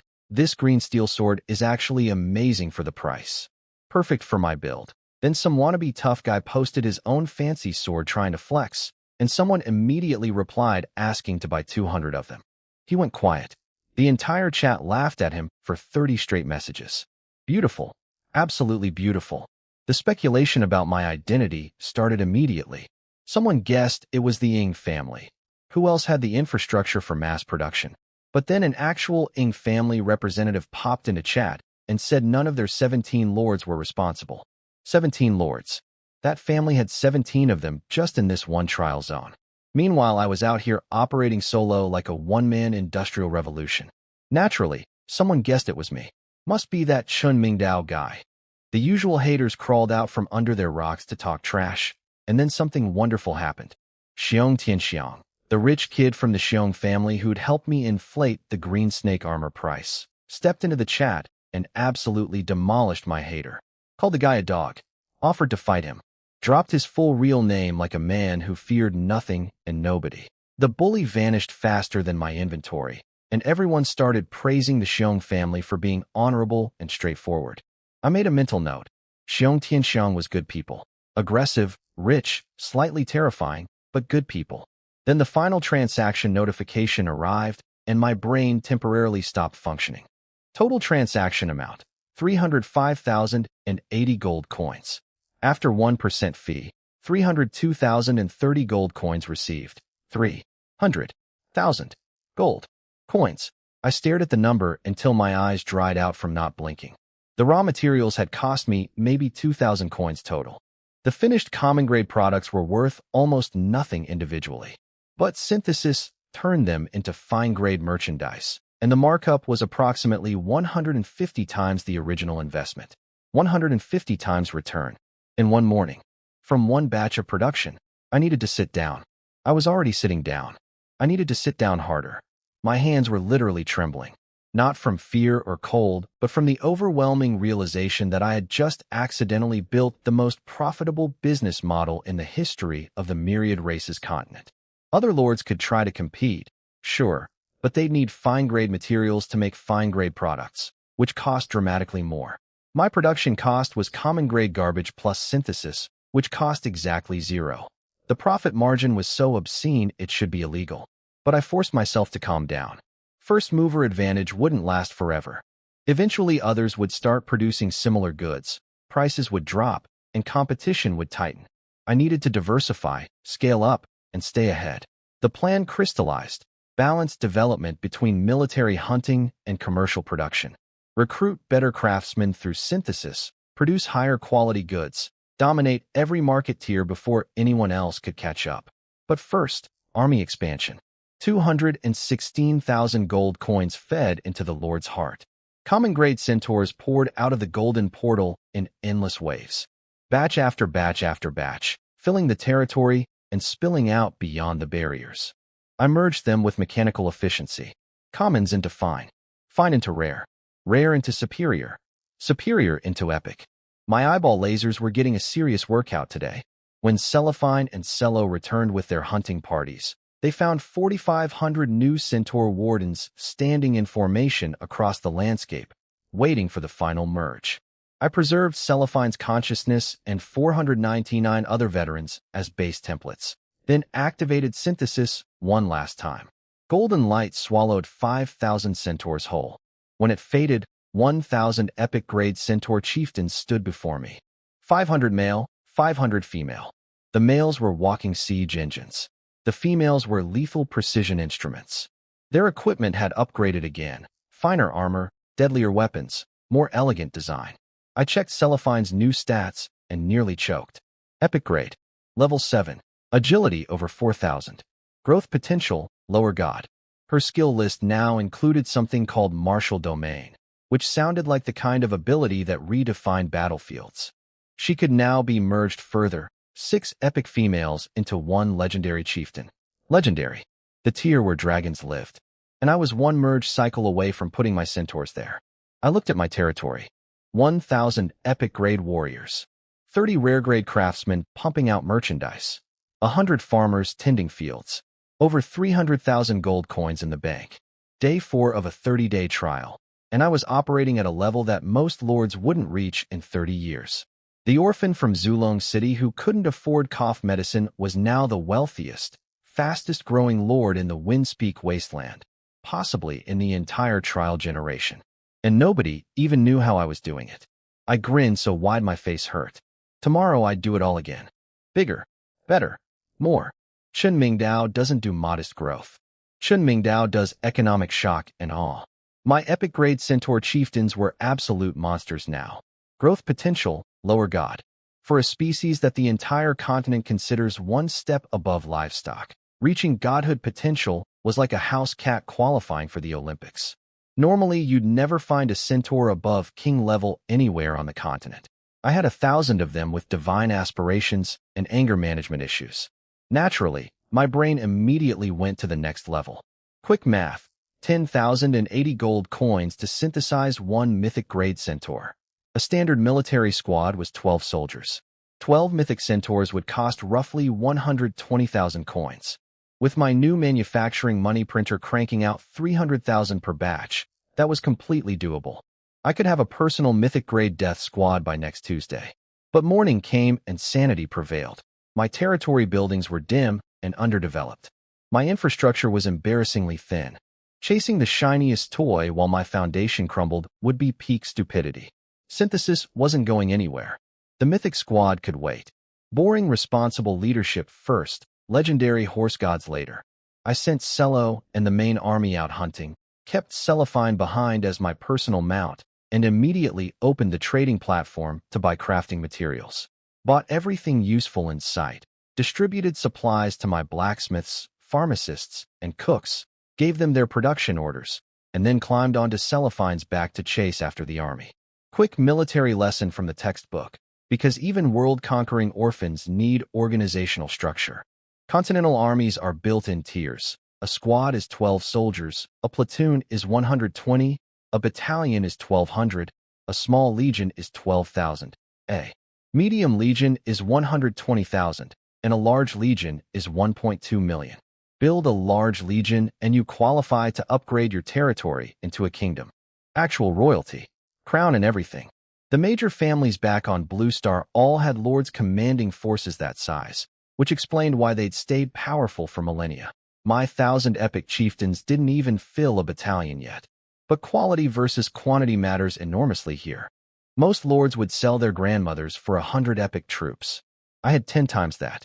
In the hierarchy of military flex, I was sitting very comfortably.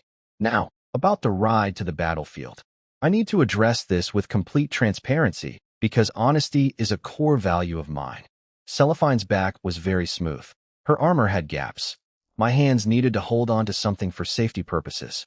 Unfortunately, something kept ending up in locations that made Cellophine's face turn colors I didn't know centaur skin could produce. By the time we reached the army, her voice had shrunk to a whisper so quiet that mosquitoes would have told her to speak up. "And my lord, the army is just ahead. Your hands." I casually withdrew my hands, fixed her disheveled chest armor like a gentleman.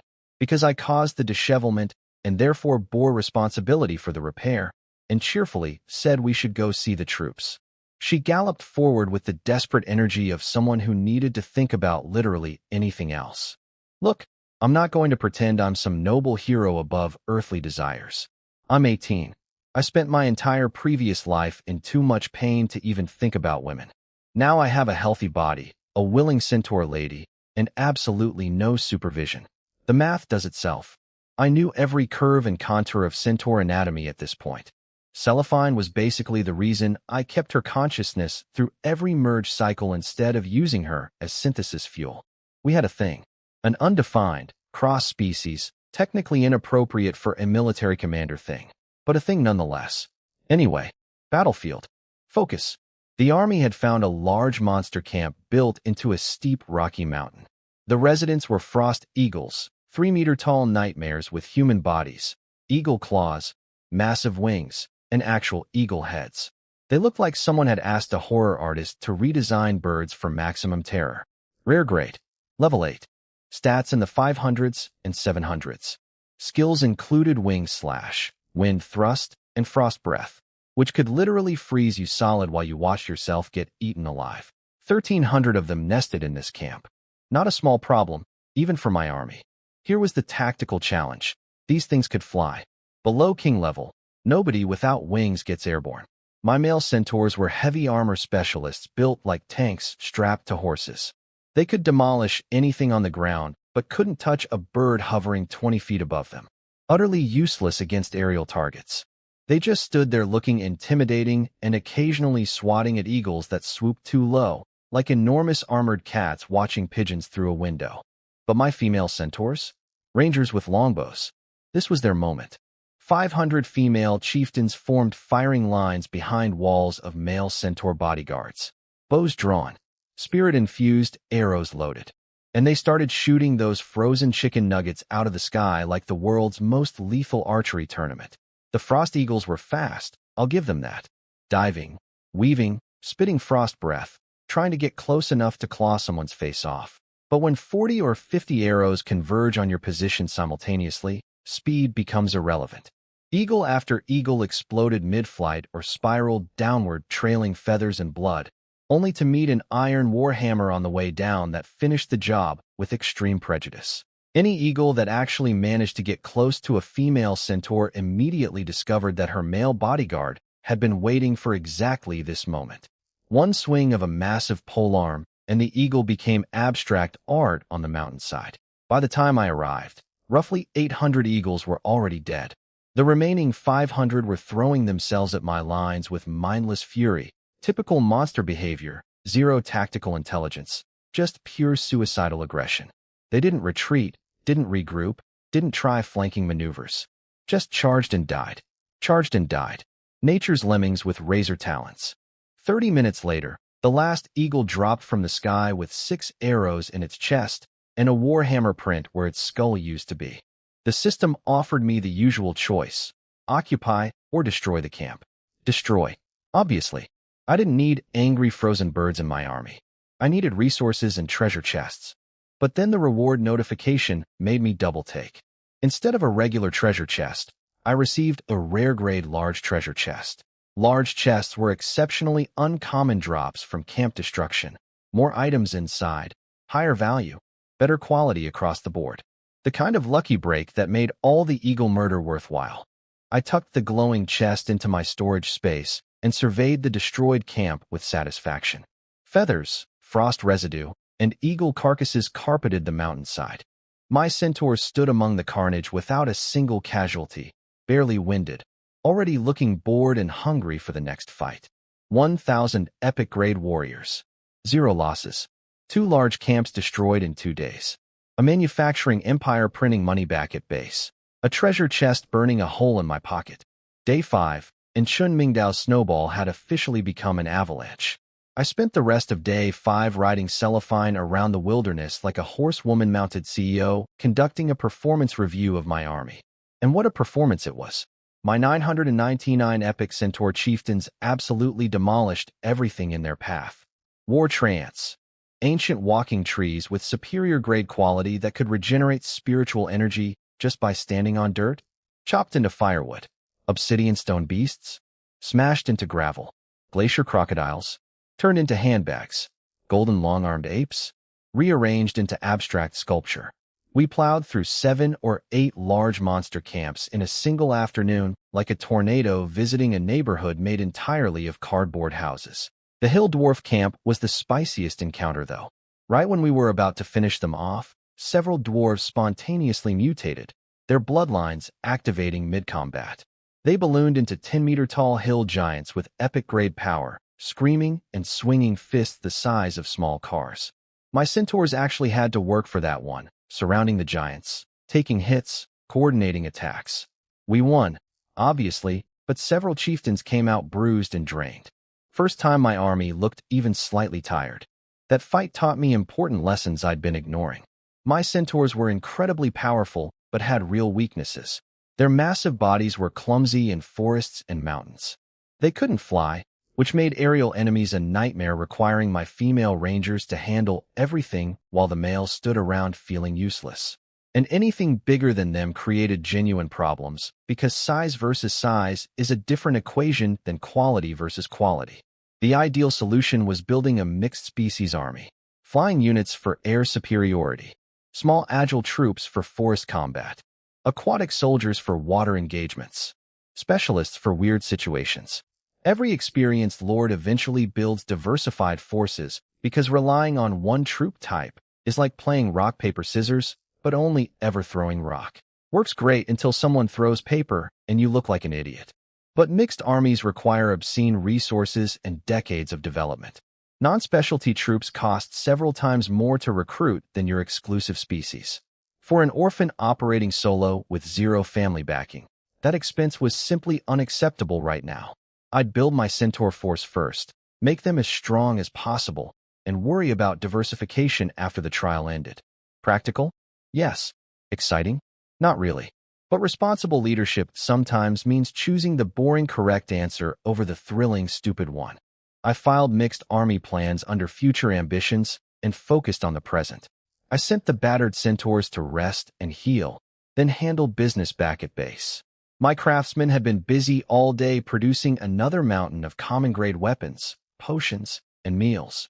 I synthesized everything into fine-grade merchandise and dumped it all onto the trading platform. The gold notifications started rolling in immediately. At this point, my manufacturing operation ran itself like a well-oiled machine. By cheap materials, craftsman forged products, I merged them into premium goods, sell at massive markup, repeat forever. The continental economy was basically my personal ATM. Then came the main event, treasure chest opening night. 17 or 18 chests of various grades sat before me, all collected from the day's camp raids. I cracked my knuckles, said a small prayer to whatever cosmic force controlled loot tables, and opened everything simultaneously. Golden light erupted in every direction. Items materialized out of thin air. The notification sounds blended together into one continuous symphony of acquisition. When the fireworks settled, I surveyed my haul with the wide eyes of a man who just robbed a very generous bank. Gold coins, over 30,000 from chests alone. Combined with my trading profits, my liquid wealth was approaching genuinely silly numbers. Building materials, 400 or 500 units of various high-grade stone, wood, and iron. Multiple tiers of quality. Enough to significantly advance my construction projects without spending a single coin on the marketplace. Defense buildings, 2 arrow towers and 1 boulder tower. These were automated turrets that would shoot anything hostile approaching my territory. The arrow towers fired volleys equivalent to 1,000 archers shooting simultaneously. The boulder tower launched massive rocks at slower speed but devastating impact. The system description for the boulder tower cheerfully asked if I'd ever seen a meat pancake, because apparently that's what enemies looked like after getting hit. I built all 3 immediately along the territory perimeter. They looked impressive, tall stone structures bristling with magical mechanisms, radiating quiet menace.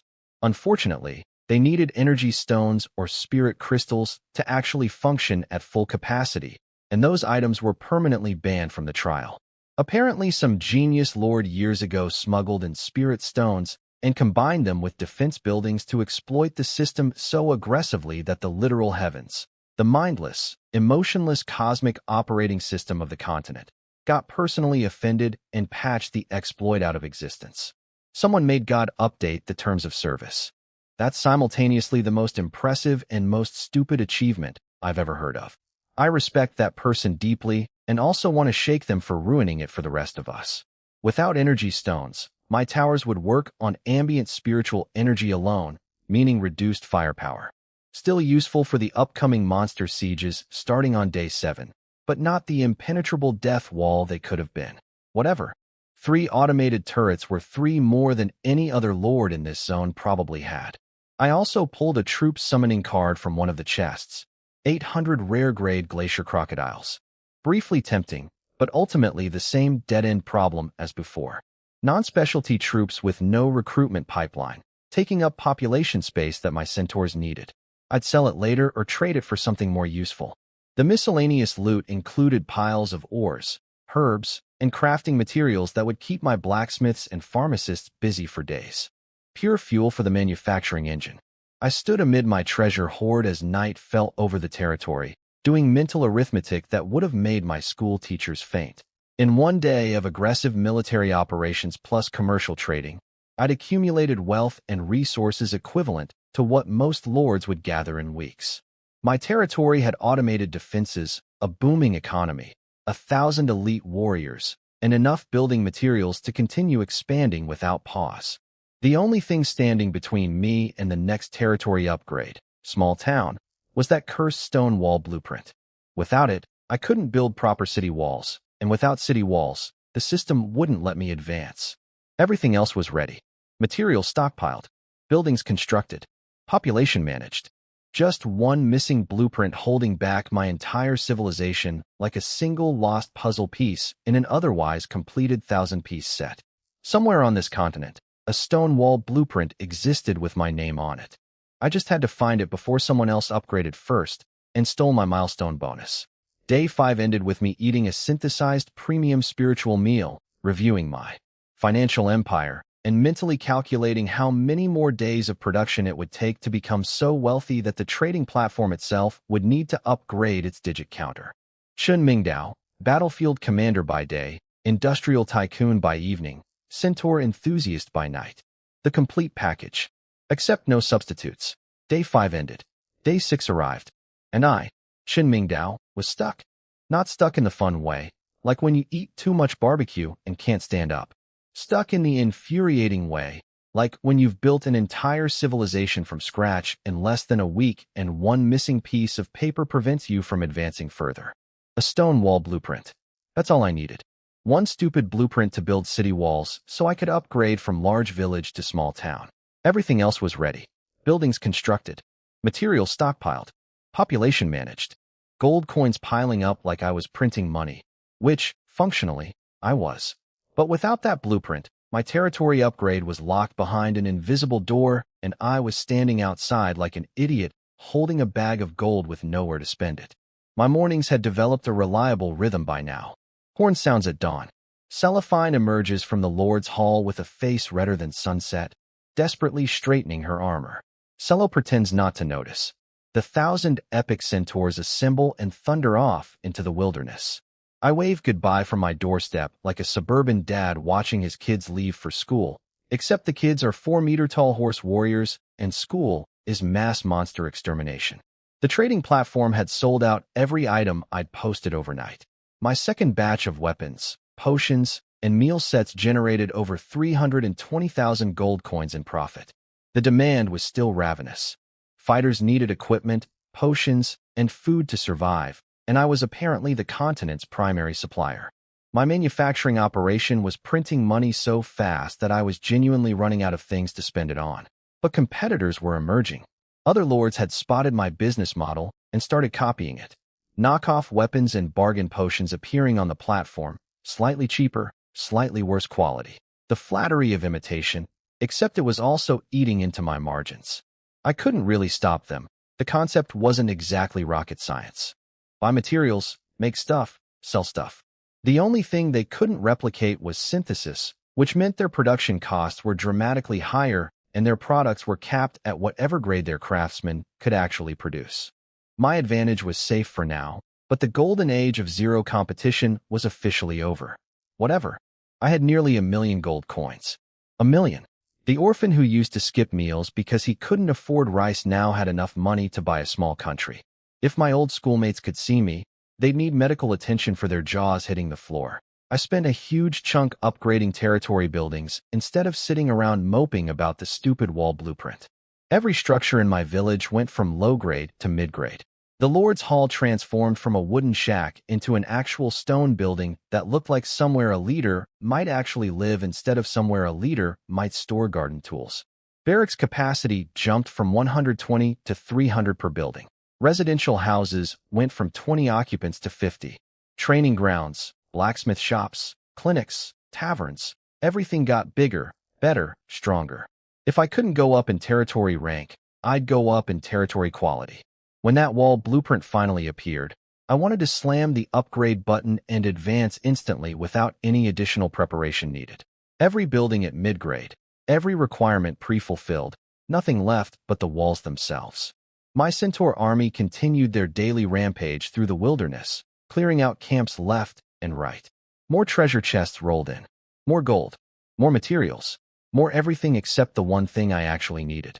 I opened chest after chest with increasing desperation, each time hoping for a blueprint and each time getting gold coins, weapons, potions, summoning cards, wonderful things that I absolutely did not need right now. The universe was giving me everything except the answer to the test. Day 6 passed entirely without finding the blueprint. I checked the trading platform obsessively. Nothing. I monitored the chat for any mention of wall blueprints. Nothing. I even swallowed my pride and sent discreet inquiries through the friend system. Still nothing. The conclusion was obvious. People who found wall blueprints either kept them for themselves or sold them privately to wealthy family heirs through backroom deals. These things never hit the public market. They were too valuable, too essential, too strategic. Anyone who understood lore development knew that wall blueprints were choke point items, and choke point items were power. Meanwhile, announcements kept trickling in from other lords upgrading to large village. Each one was a tiny needle poking my anxiety. They were catching up. My lead was shrinking. Not in overall power. Nobody could touch my military or economic output, but in territory rank, which was the metric that mattered for milestone rewards. If someone found a wall blueprint before me and upgraded to small town first, they'd steal MY treasure chest bonus. My reputation points. The resources that were supposed to fuel MY continued dominance. The thought made my eye twitch. Night fell on day 6. I couldn't sleep. I sat outside staring at my beautiful, upgraded, frustratingly stuck territory and strategized. Tomorrow was day 7, the last day of newbie protection.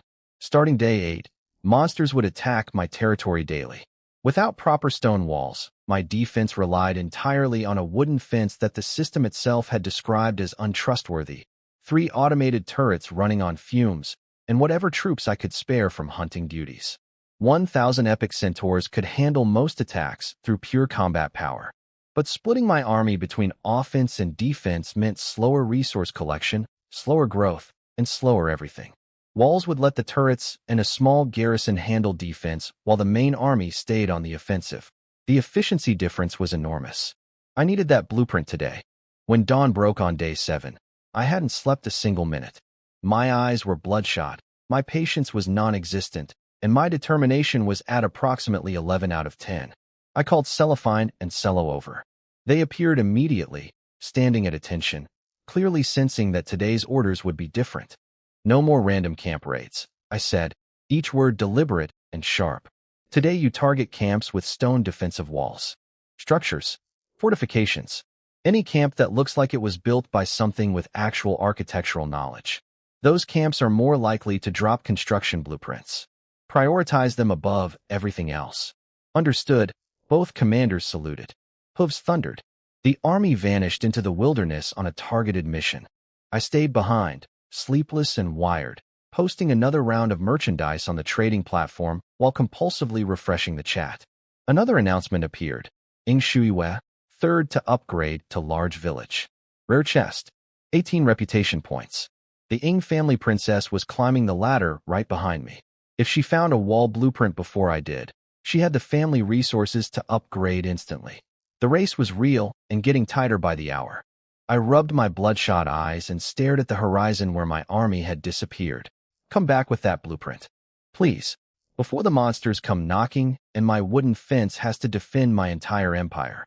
Because I've read that fence's system description, and I am not sleeping behind it without stone walls. The announcements kept rolling in on the chat platform.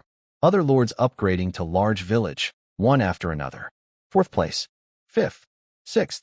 Each notification was a tiny heart attack reminding me that the competition was heating up while I sat here like a king without a castle wall, which is basically just a guy standing in a field with delusions of grandeur. I tried to stay productive, poured gold into materials, sent supplies to my craftsmen, synthesized everything I could get my hands on. Upgraded every single building in my territory to high grade, because if I couldn't go up in rank, I'd at least go up in quality. The improvements were genuinely impressive. My Lord's Hall now gave a 5% boost to all stats for everyone in the territory. Combined with the half-beast totem pole, which I'd also upgraded to high grade for a 15% buff, my entire army was running 20% stronger than yesterday. 1/5 more powerful across the board, just from better architecture. Real estate literally making my soldiers deadlier. The barracks could now hold 1,000 troops each with massively improved recovery and training bonuses. Residential buildings housed 200 people. The training grounds accommodated 1,200 warriors simultaneously with 70% improved cultivation speed. My warehouse expanded to 100,000 capacity. Spirit fields grew crops 50% faster with 80% higher yield. The blacksmith shop, clinic, and tavern each went from 10 workers to 100. Everything was bigger, better, stronger, shinier, and completely, utterly, maddeningly unable to advance further without that stupid wall blueprint. 7th place upgrade announced. 8th. The chat was buzzing with activity as wealthy family lords burned through their imported resource packs and started climbing the ladder. These were the trust fund kids finally spending daddy's money, and they were catching up fast. The Ying princess was among them, and she had the backing of the most powerful family on the entire planet. If she found a wall blueprint first and upgraded to small town before me, I'd lose the milestone bonus that I'd been counting on since day one. 9th place. My heart was in my throat. My fingernails were digging into my palms. I hadn't slept in over 24 hours, and my bloodshot eyes were practically vibrating from caffeine-equivalent anxiety. Every second that passed without a notification from my army felt like an eternity wrapped in frustration and seasoned with despair. Then it happened. A notification pinged in my brain. My centaurs had conquered another camp. A fortified one, with stone structures. Exactly the type I'd told them to prioritize. Destroy, I screamed before the system even finished listing my options. I didn't care what species lived there. I didn't care about occupation bonuses. I wanted that treasure chest, and I wanted it 5 minutes ago. A golden light pillar descended from the sky. A purple superior-grade chest materialized in front of me. My hands were shaking so badly, I could barely focus on the words forming in my vision. Open. Purple light exploded outward. Item shadows formed inside the glow. And there, among the silhouettes, I saw something flat, thin, paper-like. My heart simultaneously soared and clenched because if this was another incomplete divine scripture fragment, I was going to physically fight the sky. Congratulations. You received 6,666 gold coins, Stonewall Blueprint. I didn't read the rest. I snatched that blueprint out of the air like a drowning man grabbing a life preserver and hurled it into the Lord's heart before my brain had finished processing the words. Build stone walls, mountains of stone materials I'd been hoarding for days, stockpiled specifically for this moment, sitting in neat piles around the territory like the world's most paranoid emergency supply, vanished instantly into the Lord's heart. Seconds later, a 3-meter-tall, 2-meter-thick stone wall erupted from the ground around my entire territory perimeter. Solid, imposing, beautiful, the most gorgeous rectangle of rocks I had ever seen in my life. I could have kissed every individual stone, but I didn't stop to admire my new walls because there was no time. No time for celebration. No time for sentiment. No time for anything except the next 4 words. Upgrade the territory. 3,000 units each of mid-grade stone, wood, and iron, pre-prepared, pre-synthesized, sitting ready like ammunition for exactly this moment, got swallowed by the Lord's heart in one gulp. The ground shook. Light erupted. The transformation began. Less than 30 seconds later, 2 announcements hit the chat platform simultaneously. And I do mean simultaneously. The gap between them was less than 1 second. Congratulations to Lord Chun Mingdao, first to advance to 1-star small town. Reward, epic grade treasure chest 50 reputation points. Congratulations to Lord Ing Shuwe, second to advance to 1-star small town. Reward, superior grade treasure chest 40 reputation points. Less than 1 second. The Ying family princess had been right behind me. If my centaurs had taken 5 more minutes to find that camp, if the chest had dropped a regular reward instead of the blueprint, if I'd hesitated for even a heartbeat, she would have taken first place. The margin of victory was so thin, it was practically transparent. The chat went completely silent. A million people holding their breath, terrified of saying the wrong thing. Because this wasn't just any rivalry anymore. This was an unknown orphan repeatedly snatching victory from the golden daughter of the most powerful family in the nation. 3 consecutive first-place upgrades. 3 times the Ying family got second place. 3 times their carefully prepared, lavishly funded, strategically planned advancement got beaten by a guy who bought garbage materials and merged them with magic eyeball beams. Nobody wanted to comment, because complimenting me meant insulting Ing Shuyue, and insulting the Ing family was basically volunteering for a shortened lifespan. Somewhere across the Windspeak wasteland, in a river valley territory filled with exotic buildings, I imagined a very angry princess with golden eyes stomping her feet hard enough to crack stone. And I was right, because moments later, a message appeared in the public chat from Ing Shuyue herself. I'd like to know which family Lord Chun Mingdao belongs to. Don't misunderstand. I simply want to make your acquaintance. You've advanced so impressively fast. Surely you wouldn't mind a friendly introduction? Translation from polite noble speech to regular human language. Who are you and how dare you beat me 3 times, and I will find you, and make you regret being born. The message practically radiated contained fury dressed up in diplomatic language. Every word was carefully chosen to sound friendly, while communicating the unmistakable subtext that someone was going to have a very bad day once she figured out who I was. I stared at her message for a long moment, then closed the chat without responding. Let her wonder. Let her investigate. Let her send scouts and spies and informants. By the time she figured out I was just an orphan with no family, no backing, and no resources beyond what I'd built with my own 2 hands and 1 broken cheat talent, I planned to be so far ahead that it wouldn't matter anymore. 3 first-place finishes. Epic treasure chest in my inventory. 50 fresh reputation points in the bank. Stone walls around my territory. And 1 very angry princess who had no idea she was losing to a guy who couldn't even cook his own dinner. Chun Mingdao sends his regards, Your Highness. Better luck next time. The chat exploded with people demanding I reveal myself. The Ing princess had spoken, and her army of bootlickers mobilized faster than my centaurs charging a goblin camp. Chun Mingdao, come out. We're all Dragon Country citizens. The Ing family's eldest daughter is asking personally. Show some respect. Don't make us dox you. I read every single message with the calm serenity of a man watching monkeys throw things at a glass window. Fascinating behavior. Very entertaining. Absolutely zero chance of me responding. I could practically see Ing Shuyue through the chat. A furious golden-eyed dragon princess breathing fire because some nobody kept stealing her lunch money 3 times in a row. Her message was dripping with barely contained rage disguised as politeness, like a velvet glove wrapped around a clenched fist.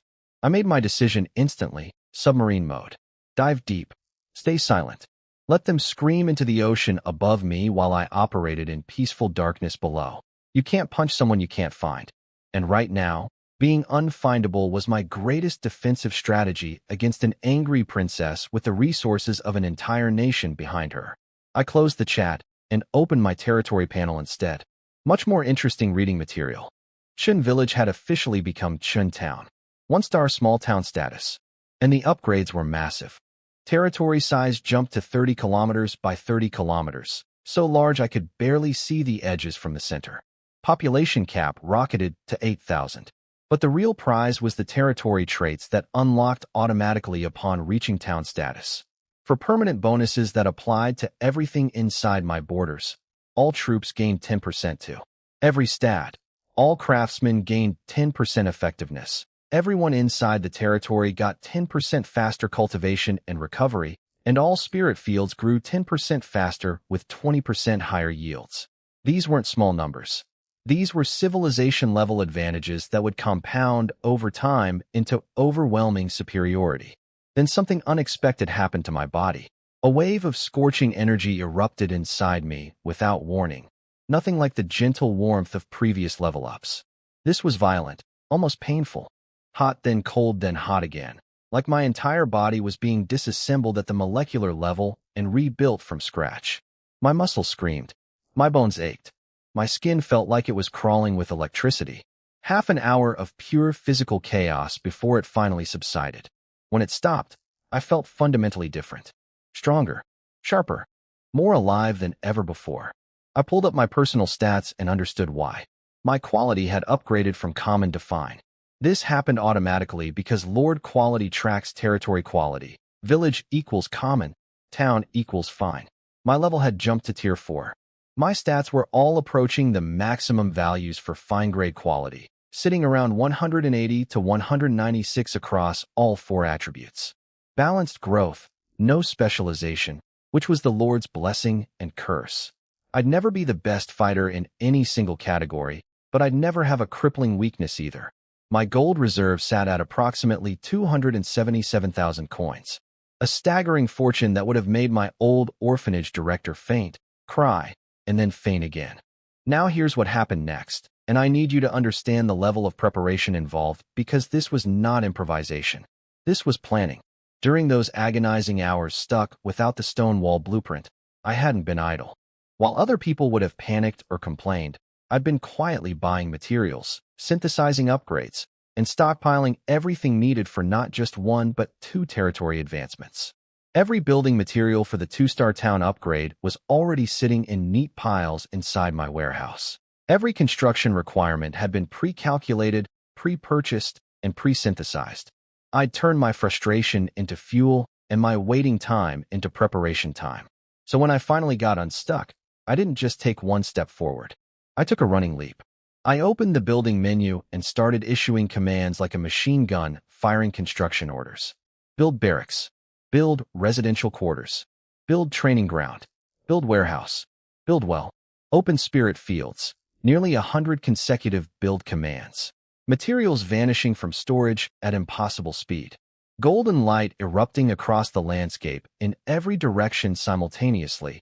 Buildings rising from the earth like a time-lapse video of a city being born. Barracks here. Houses there. Training grounds over there. Spirit fields spreading across the outer ring like a green carpet being unrolled by invisible hands. Within minutes, my once-empty 30-kilometer territory was packed with infrastructure. Every required structure for the 2-star upgrade already in place. Every prerequisite fulfilled. I didn't pause. Didn't admire the view. Didn't take a victory lap. Upgrade to 2-star town. 5,000 units each of mid-grade stone, wood, and iron. Pre-synthesized, pre-staged, sitting ready for exactly this moment. Got inhaled by the Lord's heart in one massive gulp. The ground shook for the 4th time today. Light exploded for the 4th time today. And my territory expanded yet again. The announcement hit the chat platform like a bomb detonating in a library during quiet hours. Congratulations to Lord Chun Mingdao, first to advance to 2-star medium town. Reward, legendary grade treasure chest 100 reputation points. 100 reputation points. A legendary treasure chest. The highest grade reward possible at this stage of the trial. And every single person on the chat platform who had just spent the last 20 minutes trash-talking me, demanding I reveal myself, threatening to find me, and sucking up. To Ing Shuiwei, every one of them went dead silent mid-sentence. The silence was so complete I could practically hear a million people simultaneously choking on their own words. All those brave warriors who'd been screaming about how the Ing family's resources would surely overtake me, how my lead was temporary, how luck runs out. They were all suddenly very interested in examining their own shoes. Because this announcement didn't just prove I was fast, it proved I'd been held back. The stone wall blueprint hadn't slowed me down. It had been a dam holding back a flood. And now the dam was gone, and the flood was drowning everyone's expectations. 1 minute of absolute silence passed. Then Ing Shuiwei posted a single word. Impressive, just that. One word. No threats. No demands. No fake friendliness.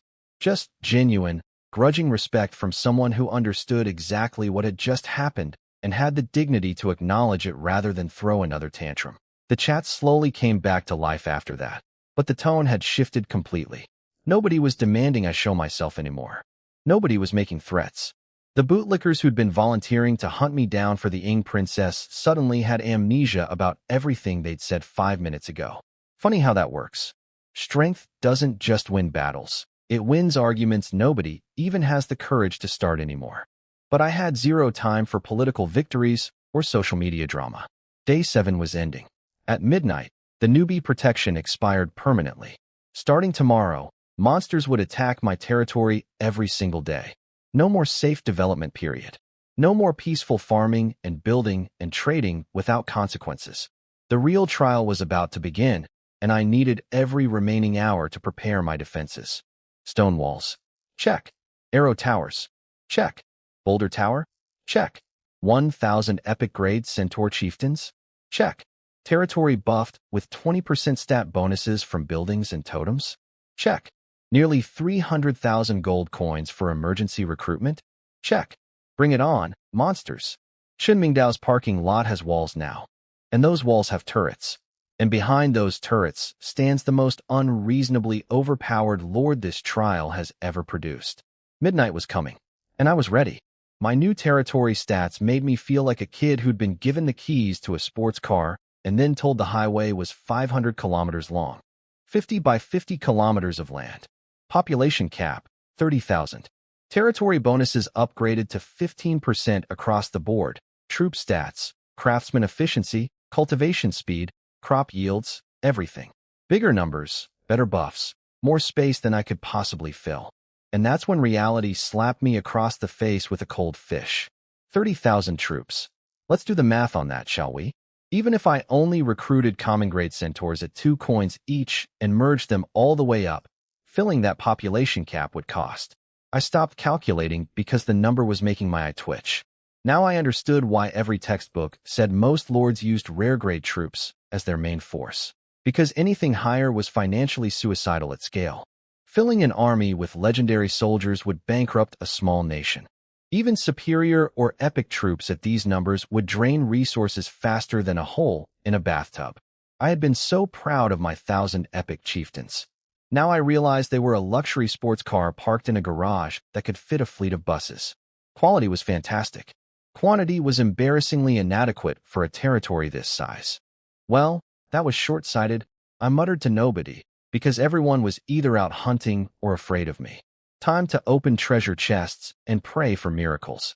I had quite the collection saved up, a legendary chest from the 2-star town milestone, an epic chest from the 1-star town milestone, plus 7 or 8 assorted chests from my centaurs demolishing monster camps throughout the day. I lined them up like presents on a very violent Christmas morning. The legendary chest was gorgeous. Pure golden light radiating from every surface, looking less like a box and more like someone had captured a small star and put hinges on it. I'd never opened anything this high grade before. My palms were sweating. My heart was hammering. I whispered, "Open," like I was defusing a bomb. 3 items materialized from golden radiance. All legendary grade, because legendary chests apparently don't do mediocrity. First, a legendary defense building called the Tower of Heaven's Wrath, an automated turret that fired lightning and fire spells at anything hostile approaching my territory. It could even accept skill books to customize its attacks. Absolutely terrifying weapon of architectural destruction. Second, a troop summoning card for golden behemoths, legendary grade beast soldiers. Third, 999,999 gold coins. Nearly 1 million gold coins from a single chest. I physically staggered backward. My vision went blurry from the sheer golden glow of almost 7 digits of currency materializing in front of me. This single chest contained more wealth than most lords would accumulate in their entire trial period. I wanted to roll around in the coins like a dragon on its hoard, but I had dignity. Barely. The dignity was hanging by a thread, but it was there. Then I ripped through the remaining chests like a kid unwrapping birthday presents during an earthquake. The epic chest dropped another copy of the Magic Marshal Secret Records Cultivation Manual, my second fragment, which was genuinely remarkable luck even if both pieces were still incomplete. Plus, 2 lightning towers, 33,000 gold coins, and 500 units each of epic grade building materials. The smaller chests yielded more gold, more materials, another arrow tower, and a rare grade flame tower. Total haul after opening everything. Over 1 million gold coins in cash, a legendary defense tower, a legendary troop card, multiple defensive buildings, stacks of premium materials, and a second copy of a cultivation manual that I still refused to practice because incomplete divine scriptures were still a trap regardless of how many fragments I collected. The defense buildings went up immediately. I slapped the Tower of Heaven's Wrath onto my stone wall along with the lightning towers, flame tower, and extra arrow tower. My perimeter now bristled with automated magical artillery like a medieval fortress designed by someone with an unlimited military budget and severe paranoia.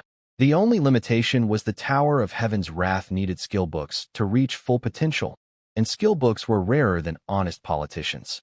My centaurs had killed tens of thousands of monsters without dropping a single one. The universe clearly had opinions about what I deserved, and skill books weren't on the approved list. With about 1.5 million total gold coins burning a hole in my storage, I made the big decision. It was almost midnight. Day 8, and the monster sieges would begin at any moment. I needed bodies. Lots of them. Right now, I fed 1,382,400 gold coins into the Lord's heart in one massive transaction that physically hurt my soul to execute. The golden portal erupted to maximum size, and common-grade centaurs started flooding out like water from a broken dam. Hundreds, thousands, tens of thousands of horse people pouring into my territory in an endless river of hooves and confused faces. Then I hit them all with synthesis. Wave after wave of golden light. Commons merged into fine, fine into rare, rare into superior. I stopped at superior this time because I needed numbers, not more elites. Quality was important, but quantity won sieges, and 28,000 troops would hold walls a lot better than 1,000 really fancy ones. When the light finally faded, 28,800 superior-grade centaur wardens stood across my territory. Combined with my existing 1,000 epic chieftains, I now commanded just under 30,000 soldiers. Nearly my entire population cap filled with warriors. Every single one was superior grade or above. Every single one was ready for war. Then I looked around and realized I'd made a classic blunder. Housing. I had barracks and residences designed for maybe a few thousand occupants. 28,000 centaurs had nowhere to sleep. They were lying down in alleyways between buildings, curling up in open fields, leaning against walls, basically camping wherever they could find a flat surface. My territory looked like a music festival where everyone was a 4-meter-tall armed horse person. I checked my warehouse for building materials to construct more housing. Empty. Completely cleaned out. Not a single plank of wood or chunk of stone remaining. I'd spent everything on troops and had nothing left to build roofs over their heads. Whoops. Tomorrow's problem. I declared to the midnight sky with the confidence of a man who had absolutely no solution. The moon hung overhead, fat and bright, and completely indifferent to my housing crisis. Day 7 was officially over. Day 8 had arrived. Somewhere beyond my stone walls, in the darkness of the Windspeak wasteland, monsters were stirring, gathering, preparing to test the defenses of every lord foolish enough to think a 7-day head start was sufficient preparation. I had walls. I had towers. I had 30,000 warriors with no beds. And I had approximately 0 gold coins left after the most expensive shopping spree in continental history.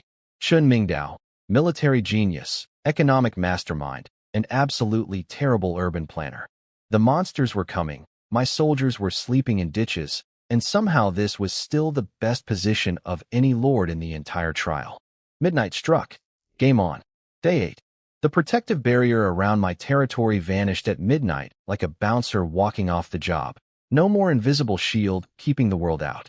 From now on, anything, monsters, other players, angry princesses with family grudges, could waltz right into my front yard. Welcome to the real trial. Please wipe your feet and try not to die. Cello took the new recruits on patrol around the perimeter while I did some quick defensive math. My territory was 50 by 50 kilometers, which was absurdly large to defend. So I cheated. I shrank my stone walls inward to a 30 by 30 kilometer perimeter, creating a tighter defensive ring that my troops could actually cover without stretching thinner than. My patience during the wall blueprint crisis. Once I understood how monster sieges actually worked in practice versus textbook theory, I could always expand the walls outward again. At exactly 8 in the morning, the screaming started. And I mean screaming. Howls, roars, shrieks, and various sounds that belonged exclusively in nightmares, coming from all 4 directions simultaneously. The monster army had arrived for their first visit to Casa Chun Mingdao, and they had not brought housewarming gifts. Quick math according to the guidebook. Attacking monsters are always lower quality than your troops, but they compensate with horrifying numbers. The formula was total troop count multiplied by territory star level. I had roughly 29,800 soldiers, and my territory was 5 stars total, 3 from village stages plus 2 from town stages. That meant approximately 150,000 monsters were charging my walls from every direction. 150,000 against my 30,000. 5-to-1 odds. On paper, terrifying. In practice, These were rare-grade monsters attacking superior and epic-grade defenders. Quality gap of 1 to 2 full tiers. It was like sending 150,000 angry chihuahuas against 30,000 armored bears. The chihuahuas had enthusiasm. The bears had everything else. I rode Cellophine to the eastern gate first. 5,000 male centaur wardens had formed a wall of iron and muscle outside the stone fortifications, grinding through an ocean of goblins. These weren't the pathetic common-grade goblins I'd steamrolled on day 2. These were enhanced siege goblins, rare grade, level 9, carrying actual forged weapons instead of wooden clubs. The system had buffed them with a special compulsion. If they destroyed my territory, they'd get to keep their enhanced power permanently. So every single one fought with the desperate ferocity of creatures who believed this battle was their ticket to a better life. Inspirational, in a deeply disturbing way. Too bad inspiration doesn't stop a warhammer.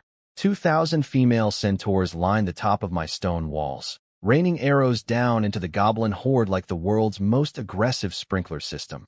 Except instead of water, it dispensed death. Goblins dropped in waves, each volley clearing dozens. The males below finished off whatever survived the arrow storm, iron hooves crushing green bodies into the dirt with mechanical efficiency. Then the Tower of Heaven's wrath activated. Oh, my God. A blinding flash erupted from the crystal at the tower's peak. A fireball the size of a small house launched into the densest cluster of goblins and detonated with a thunderclap that rattled my teeth from half a kilometer away. When the flames cleared, everything within 100 meters of the impact zone had ceased to exist. Not dead, not injured, gone, vaporized, converted from goblins into abstract concepts of former goblins. The ground was scorched black in a perfect circle of absolute destruction. I stared with my mouth hanging open. That was a legendary grade defense building. One shot deleted maybe 200 goblins simultaneously, and it was recharging for another blast. I suddenly forgave the universe for every frustrating treasure chest that didn't contain a wall blueprint, because this was worth the wait. Kill notifications flooded my brain so fast they blurred into white noise. Gold coins trickling in with every kill. 8 coins per goblin, 16 per glacier crocodile, plus weapon and armor drops from skeleton swordsmen and hill dwarves. The loot was piling up faster than my warehouse could process it. 4 monster species were attacking simultaneously. Goblins from the east, glacier crocodiles from the south, big scaly brutes with thick armor but slow movement, basically walking luggage with teeth. Skeleton swordsmen from the north, undead warriors with decent equipment but brittle bones that shattered satisfyingly under centaur hooves. And hill dwarves from the west. The hill dwarves were the problem. I urged Cellophine westward at full gallop. 10+ kilometers of territory blurred past as her hooves devoured the distance. When we arrived at the western gate, I immediately saw why this front was different. 17 or 18 hill dwarves had undergone bloodline mutation mid-battle, transforming into hill giants. 10 meters tall, naked, muscles like boulders wrapped in skin. Each punch sent shockwaves through the air and knocked my epic-grade chieftains backward, some coughing blood after absorbing just 3 to 5 hits.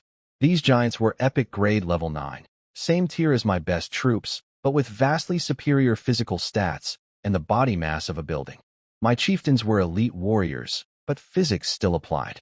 When something 10 meters tall punches something 3 meters tall, the smaller thing loses regardless of quality ratings.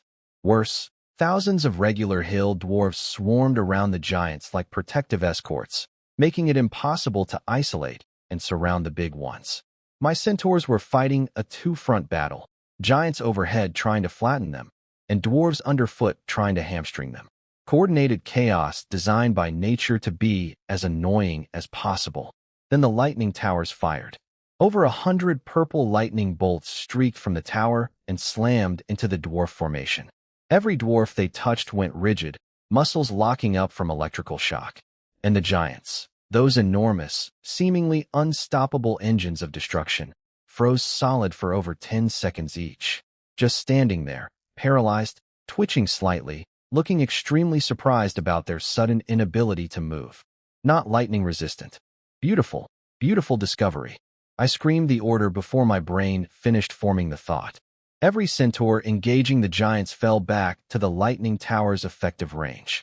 The giants pursued because monsters are fundamentally stupid. They lumbered forward into lightning range, got paralyzed, and my centaurs swarmed them like piranhas on a stunned whale. Hammers, axes, swords, arrows, everything hitting simultaneously during those precious frozen seconds. When the paralysis wore off, another volley of lightning locked them up again. Rinse, repeat, die. The cheers from my centaurs when the first giant toppled were loud enough to hear from the eastern wall. After that, it became systematic slaughter. Paralyze, swarm, kill. Paralyze, swarm, kill. The giants fell one by one, and without their massive protectors, the regular dwarves crumbled within minutes. 1 hour after the siege began, it was over. All 4 fronts cleared. 150,000 monsters reduced to scattered corpses and satisfying loot notifications. My walls held. My towers performed brilliantly.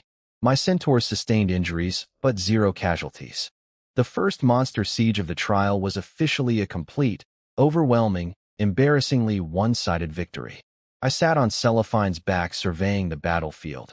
Broken weapons, monster remains, scorched earth from the Tower of Heaven's wrath, and felt the warm glow of someone who had massively overprepared for an exam and absolutely crushed it. Day 8. Monster Siege Number 1, Chun Mingdao wins. Flawlessly, with towers that shoot lightning and fireballs. While riding a blushing centaur woman through the carnage like the world's most inappropriate victory parade. The monsters would be back tomorrow with bigger numbers. But today belonged to me and my 30,000 horse warriors and my beautiful, terrifying, gloriously overpowered stone walls. I barely sat down in my newly renamed Governor's Hall, formerly known as the Shack, now upgraded to slightly fancier shack with stone walls. When the system delivered my battle report card like a teacher grading an exam I didn't study for, but somehow aced anyway. Battle Summary: 163,512 monsters attacked. Goblins, 41,375. Glacier crocodiles, 39,672. Skeleton swordsmen, 46,792.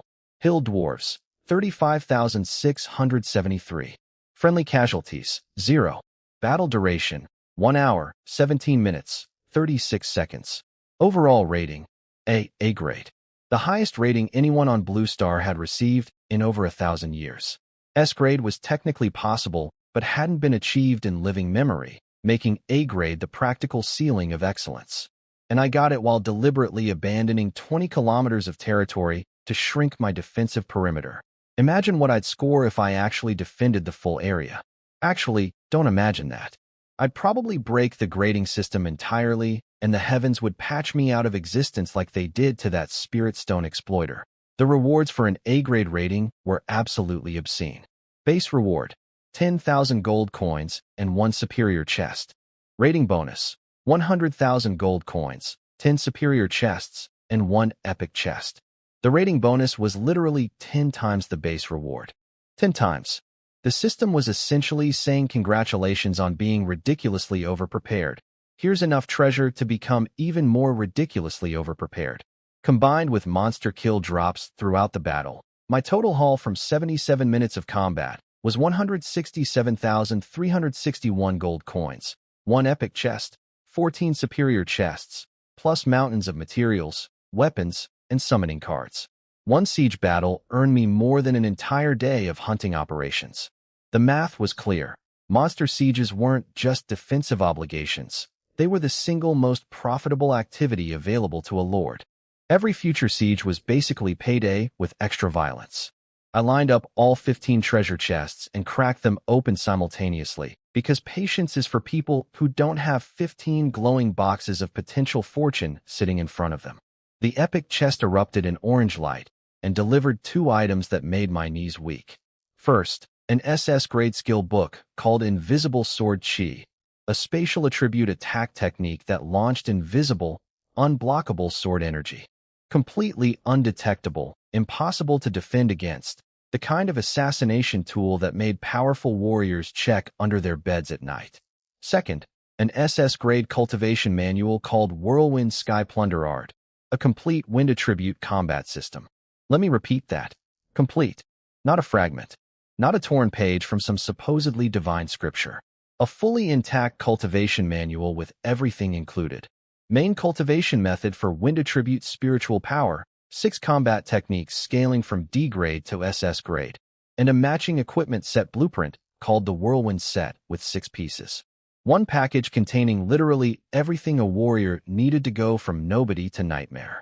The textbook said complete cultivation manuals were so rare they essentially didn't exist on the open market. People would commit actual crimes for fragments. I just got the whole thing from a treasure chest, like finding a winning lottery ticket in a cereal box. The 14 superior chests collectively coughed up 30-something thousand more gold coins, 14 pieces of 4th-tier equipment, and assorted miscellaneous valuables. Nice but honestly overshadowed by the epic chest's legendary haul. Now came the important decision. Who gets the good stuff? The Whirlwind Sky Plunder art boosted spiritual power and agility as its primary attributes. Agility, the main stat for rangers. My 500 female centaur chieftains were all rangers. This cultivation manual was tailor-made for them, like the universe had personally measured their needs and custom-ordered a solution. I could already picture 500 wind-enhanced centaur rangers firing spirit-infused arrows while surrounded by miniature tornadoes. The mental image alone was worth the price of admission. The Invisible Sword Chi skill book was trickier. Unlike cultivation manuals that could be copied and shared, skill books were single-use consumables. One person absorbs it, gains the technique permanently, book disappears forever. I needed to choose the recipient carefully. I chose Cellophine, my mount, my commander, my whatever she was to me.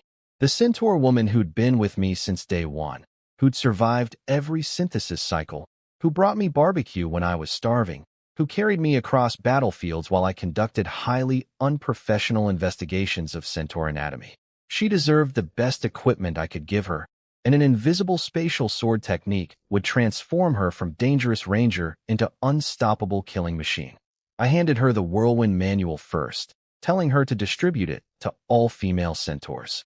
Then, privately, I gave her the Invisible Sword Chi book. She absorbed it instantly, the knowledge flooding into her mind, her eyes widening as she comprehended the terrifying power now living inside her fingertips. She looked at me with an expression mixing gratitude, affection, and slight confusion about why her lord kept giving her special treatment. The answer was complicated and involved feelings I wasn't ready to examine closely, so I deflected by thinking about my future cultivation manual instead. The Magic Marshal Secret Records. I'd found 2 fragments now, incredibly rare luck. According to the Lord's Development Guide, finding multiple fragments of the same manual during the trial triggered a special mechanic. At trial's end, there was a 70% base chance of receiving the complete version. If every siege battle scored A grade or above, that jumped to 80%. If I aggressively cleared wild monster camps throughout the trial, 90%. The remaining 10% was pure luck. I'd been demolishing camps daily and just scored A grade on my first siege. If I maintained this performance for the remaining 23 days, I was looking at a 90% chance of receiving a complete divine tier cultivation manual, the Magic Marshal Secret Records in its full, unbroken glory. The same manual I'd dismissed as worthless trash when I found the first fragment. The same book I'd literally thrown on the ground and compared unfavorably to something a dog would reject. Turns out the universe had been giving me puzzle pieces all along, and I'd been too focused on immediate gains to see the bigger picture. Those fragments weren't junk. They were investments maturing over time. Every camp I destroyed, every A-grade rating I'd earned, every day of maximum effort during this trial was pushing that completion percentage higher and higher. 23 days remained. 23 more sieges to ace. 23 more days of hunting, building, trading, and merging my way toward absolute dominance. The path to godhood wasn't a sprint. It was a marathon paved with monster corpses, treasure chests, and the tears of angry princesses who kept finishing second. Chen Mingdao was running that marathon at a dead sprint anyway. Because why walk when you can ride a blushing centaur at full gallop? After the siege victory high wore off, reality reasserted itself with its favorite weapon, economics. I had 32,000 gold coins burning a hole in my storage, a territory the size of a small country, and approximately 9 million things that needed building. The math was brutal. 50 by 50 kilometers of land requiring hundreds of structures, each consuming materials I had to buy, synthesize, and install. My estimate for reaching 3-star town was 2 to 3 million gold coins minimum. My current balance covered maybe 15% of that. Being rich and being rich enough are apparently two very different things. My commercial empire was still running, but the golden age of zero competition had officially ended. Other lords had copied my business model, flooding the market with knockoff weapons and discount potions. My fine-grade green steel swords and mana recovery potions still sold, but prices had dropped and demand wasn't as explosive as those first magical days when I was the only supplier in the zone. I kept listing daily batches out of habit and profit, but the real money was clearly shifting towards siege battle rewards now. One A-grade siege earned more than an entire day of trading. The universe was telling me to focus on military excellence, and for once, I was listening. I swept the trading platform clean of cheap materials again.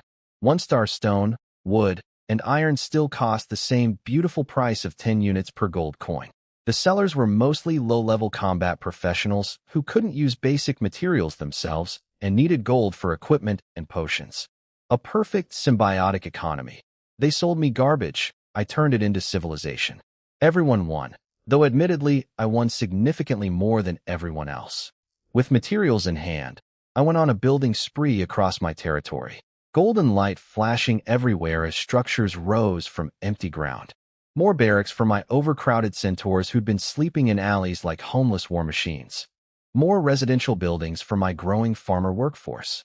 Training grounds, warehouses, wells, spirit fields stretching across the landscape. Each building consumed materials like a hungry teenager consuming refrigerator contents, and my gold reserves shrank with alarming speed. Once construction wound down, I sent fresh materials to my craftsmen and finally found myself with something I hadn't experienced since arriving on this continent: free time. I pulled the 2 Magic Marshal Secret Records fragments from my warehouse. They'd been sitting in storage like neglected homework, and the moment I placed them together, golden light erupted and they merged into a single, thicker volume. The combined manual had upgraded to 5th-tier quality, now capable of training someone all the way to Holy Domain realm instead of just king level. Still incomplete, still a fragment, but a significantly beefier fragment than before. The system description had also gotten sassier, asking if I wanted to become a god and live forever, as if that was a casual question one encounters on a Tuesday. I wanted to practice dual wielding, staff in one hand, sword in the other, looking impossibly cool while casting spells and slashing simultaneously. The Magic Martial cultivation path trained both warrior energy and magical power in parallel, which was supposedly extremely difficult for normal professionals, but perfectly suited for lords who received constant spiritual energy feedback from their troops. The universe had apparently been designing my build path this whole time without telling me. Rude but appreciated. Speaking of building things, I also had 2 equipment blueprints now, the Magic Martial set and the Whirlwind set. Both needed blacksmiths to study and forge them. I recruited another batch of farmers, filtered out the ones with forging talents, merged them into rare-grade blacksmiths through synthesis, and split them into 2 teams. 1 person got the Magic Martial blueprints. 9 people got the Whirlwind blueprints, because outfitting 500 female Centaur Rangers with matching wind attribute equipment was a much larger production job than making one set for me. I instructed them to start with the lowest tier versions. Common grade sets first. Quantity over quality. Because anything they forged at common grade, I could merge upward through synthesis into whatever tier I actually needed. This was the fundamental principle that made my entire operation work. Never pay premium prices for premium products when you can manufacture budget versions and upgrade them for free. It was like buying store-brand cereal and magically transforming it into gourmet breakfast through sheer willpower and golden eyeball lasers. With my craftsmen busy and my army hunting, I sat down in my newly upgraded Stone Lord's Hall and finally began cultivating the Magic Martial Secret Records. The experience was genuinely incredible. I circulated the technique through my body following the manual's prescribed energy pathways. Spiritual power surged through every meridian, pulling ambient energy from the surrounding atmosphere into the flow. When the circulation completed its first full cycle, The energy split into two distinct streams. One returned to my core, transforming into golden warrior chi that settled in my abdomen like liquid metal. The other flowed upward into the space between my eyebrows, crystallizing into shimmering rainbow-colored magical power. Two types of energy, two combat systems, one body. I could feel both pools of power humming inside me like twin engines waiting to be unleashed. The warrior chi felt dense, heavy, physical, perfect for close combat and body enhancement. The magical power felt ethereal, volatile, expansive, ideal for ranged attacks and environmental manipulation.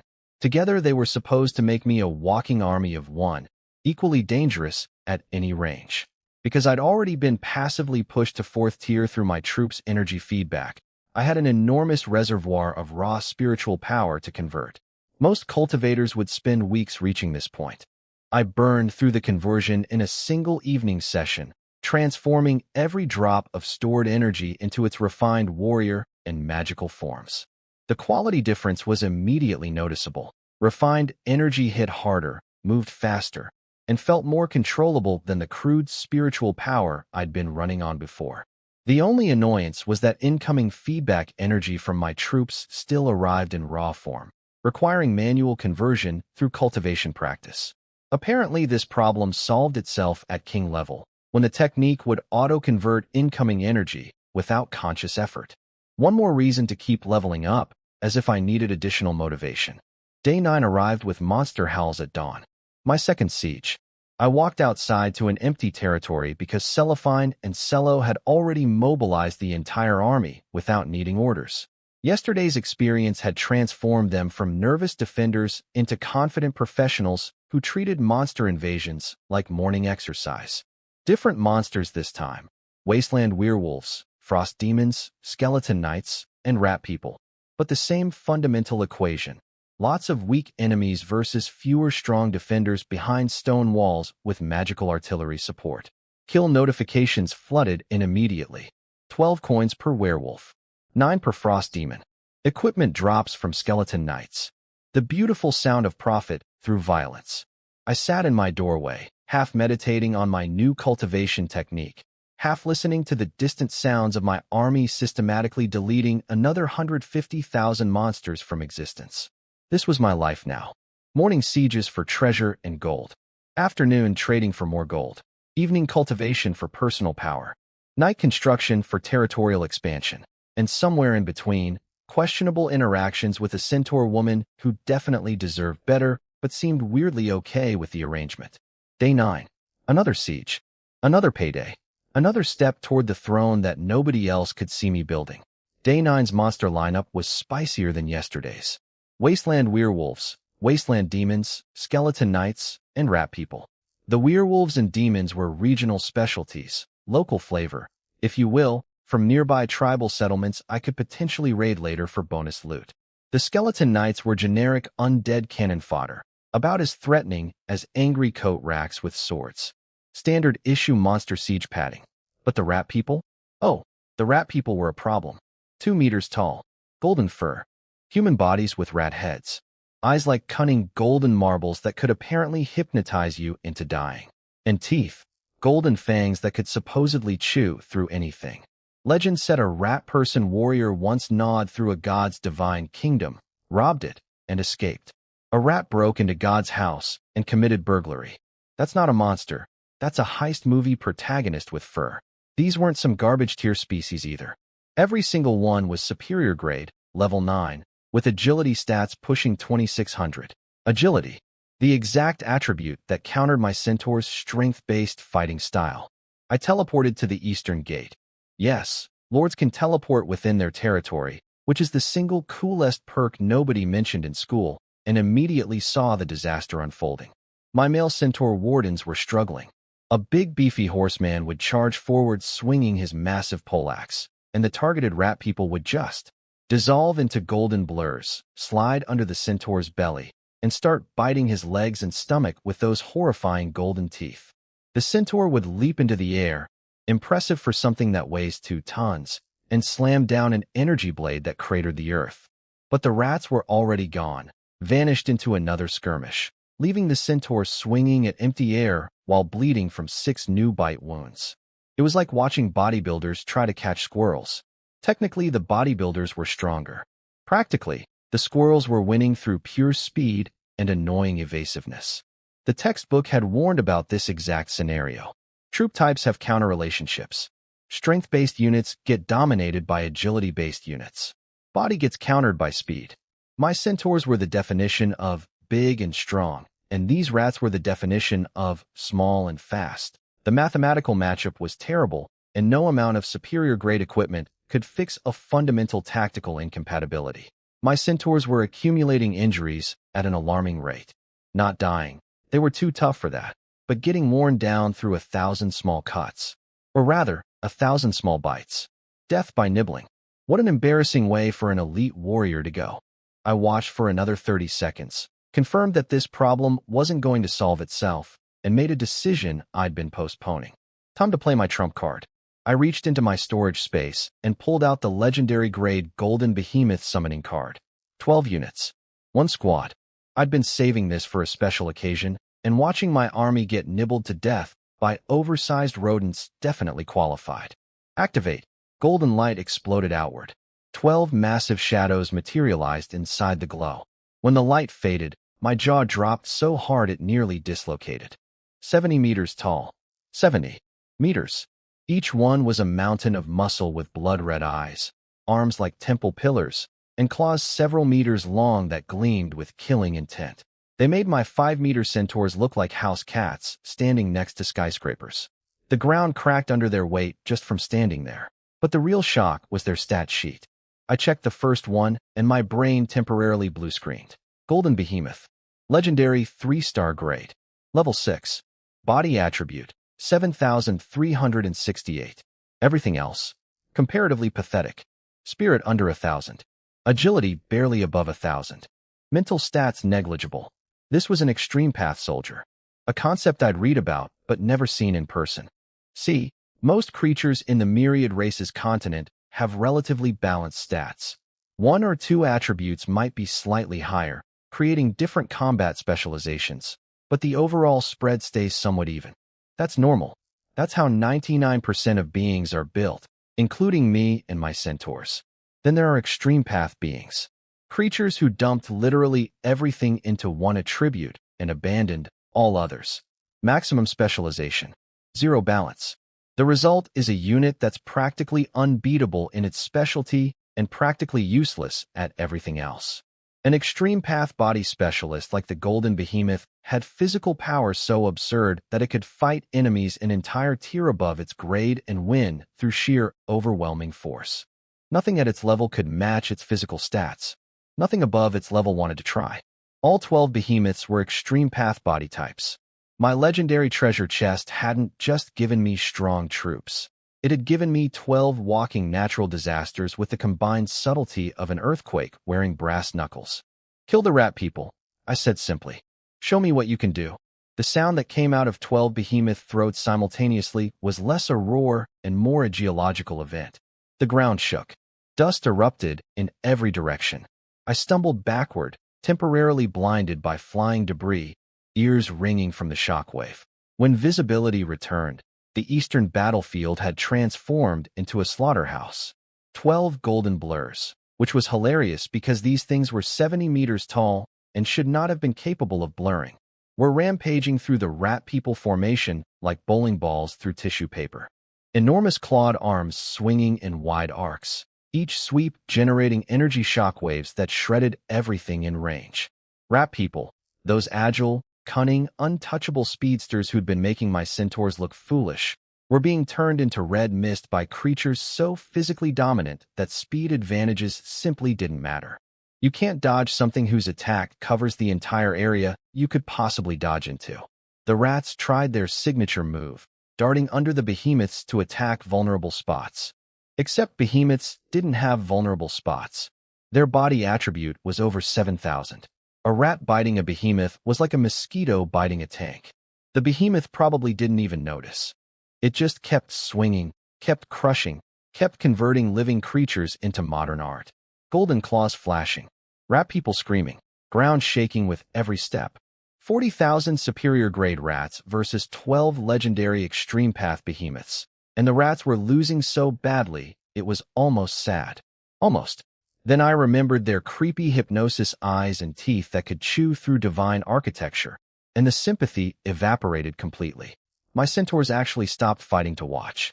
Thousands of horse warriors standing motionless, weapons lowered, heads tilted upward, watching 70-meter golden giants casually annihilate the enemy that had been giving them so much trouble. The expression on their faces was somewhere between awe and professional embarrassment. Chen Mingdao, the lord who brings a nuclear option to a knife fight. Because why play fair when you have 12 building-sized golden murder machines sitting in your back pocket? My centaurs pulled back and formed a respectful semicircle around the eastern battlefield, content to watch 12 70-meter golden giants do their thing. And by their thing, I mean systematically convert 40,000 rat people into abstract modern art using nothing but their bare claws and an absolutely broken set of abilities. See, I'd noticed the rats had suddenly become slow. Like, comically slow. These were creatures with agility stats pushing 2,600, the same speedsters who'd been making my centaurs look like arthritic grandparents trying to swat flies. Now they were moving like they were wading through invisible honey. Standing in place. Practically volunteering to be shredded. I checked why and found the answer in the behemoth's skill descriptions. Gravity field. An innate SS-grade ability that created a zone of crushing gravitational pressure around each behemoth. Everything hostile inside the field lost 20% of all stats. Get closer to the behemoth? 70% reduction. 70%.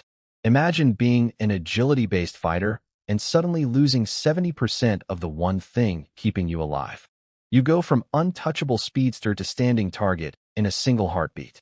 That explained the slow-motion massacre happening before my eyes.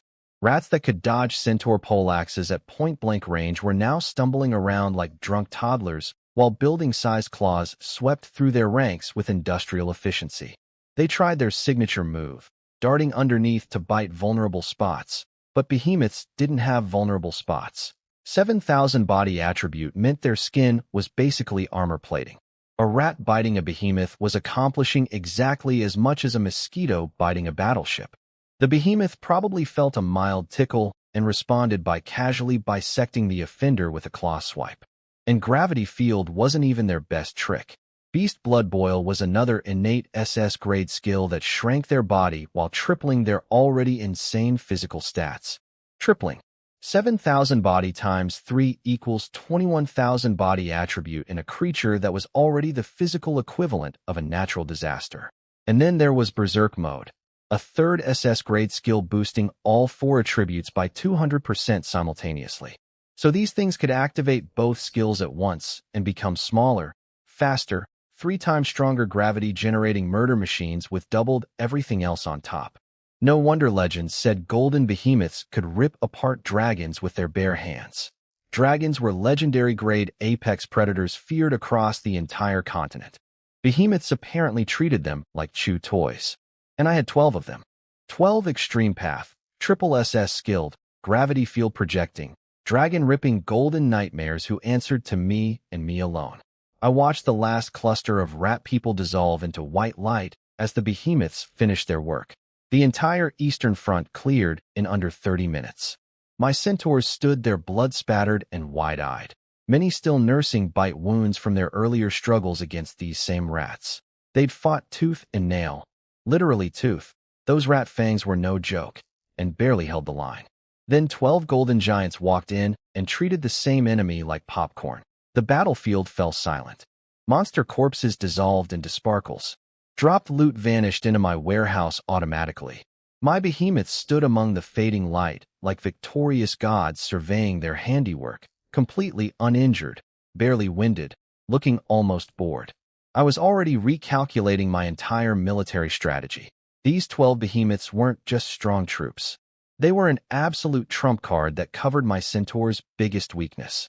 Half-horse warriors excelled at ground combat against anything their size or smaller, but struggled against fast enemies and flying targets.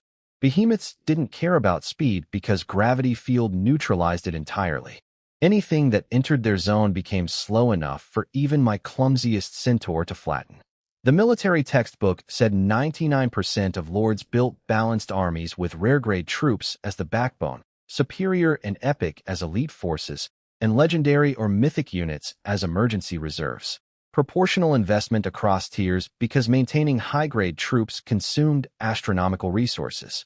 Food, equipment, training, housing, everything scaled with quality. Even the wealthiest families couldn't sustain an army of purely legendary soldiers. The economics simply didn't work. But I had synthesis. My centaurs cost pennies to produce at any grade. My craftsmen manufactured their own supplies. My trading empire funded everything. The normal rules of military economics applied to me about as much as speed limits applied to someone who owned a teleporter, which, coincidentally, I also did now inside my territory. Half an hour after the behemoths finished their appetizer course at the eastern gate, the entire siege ended.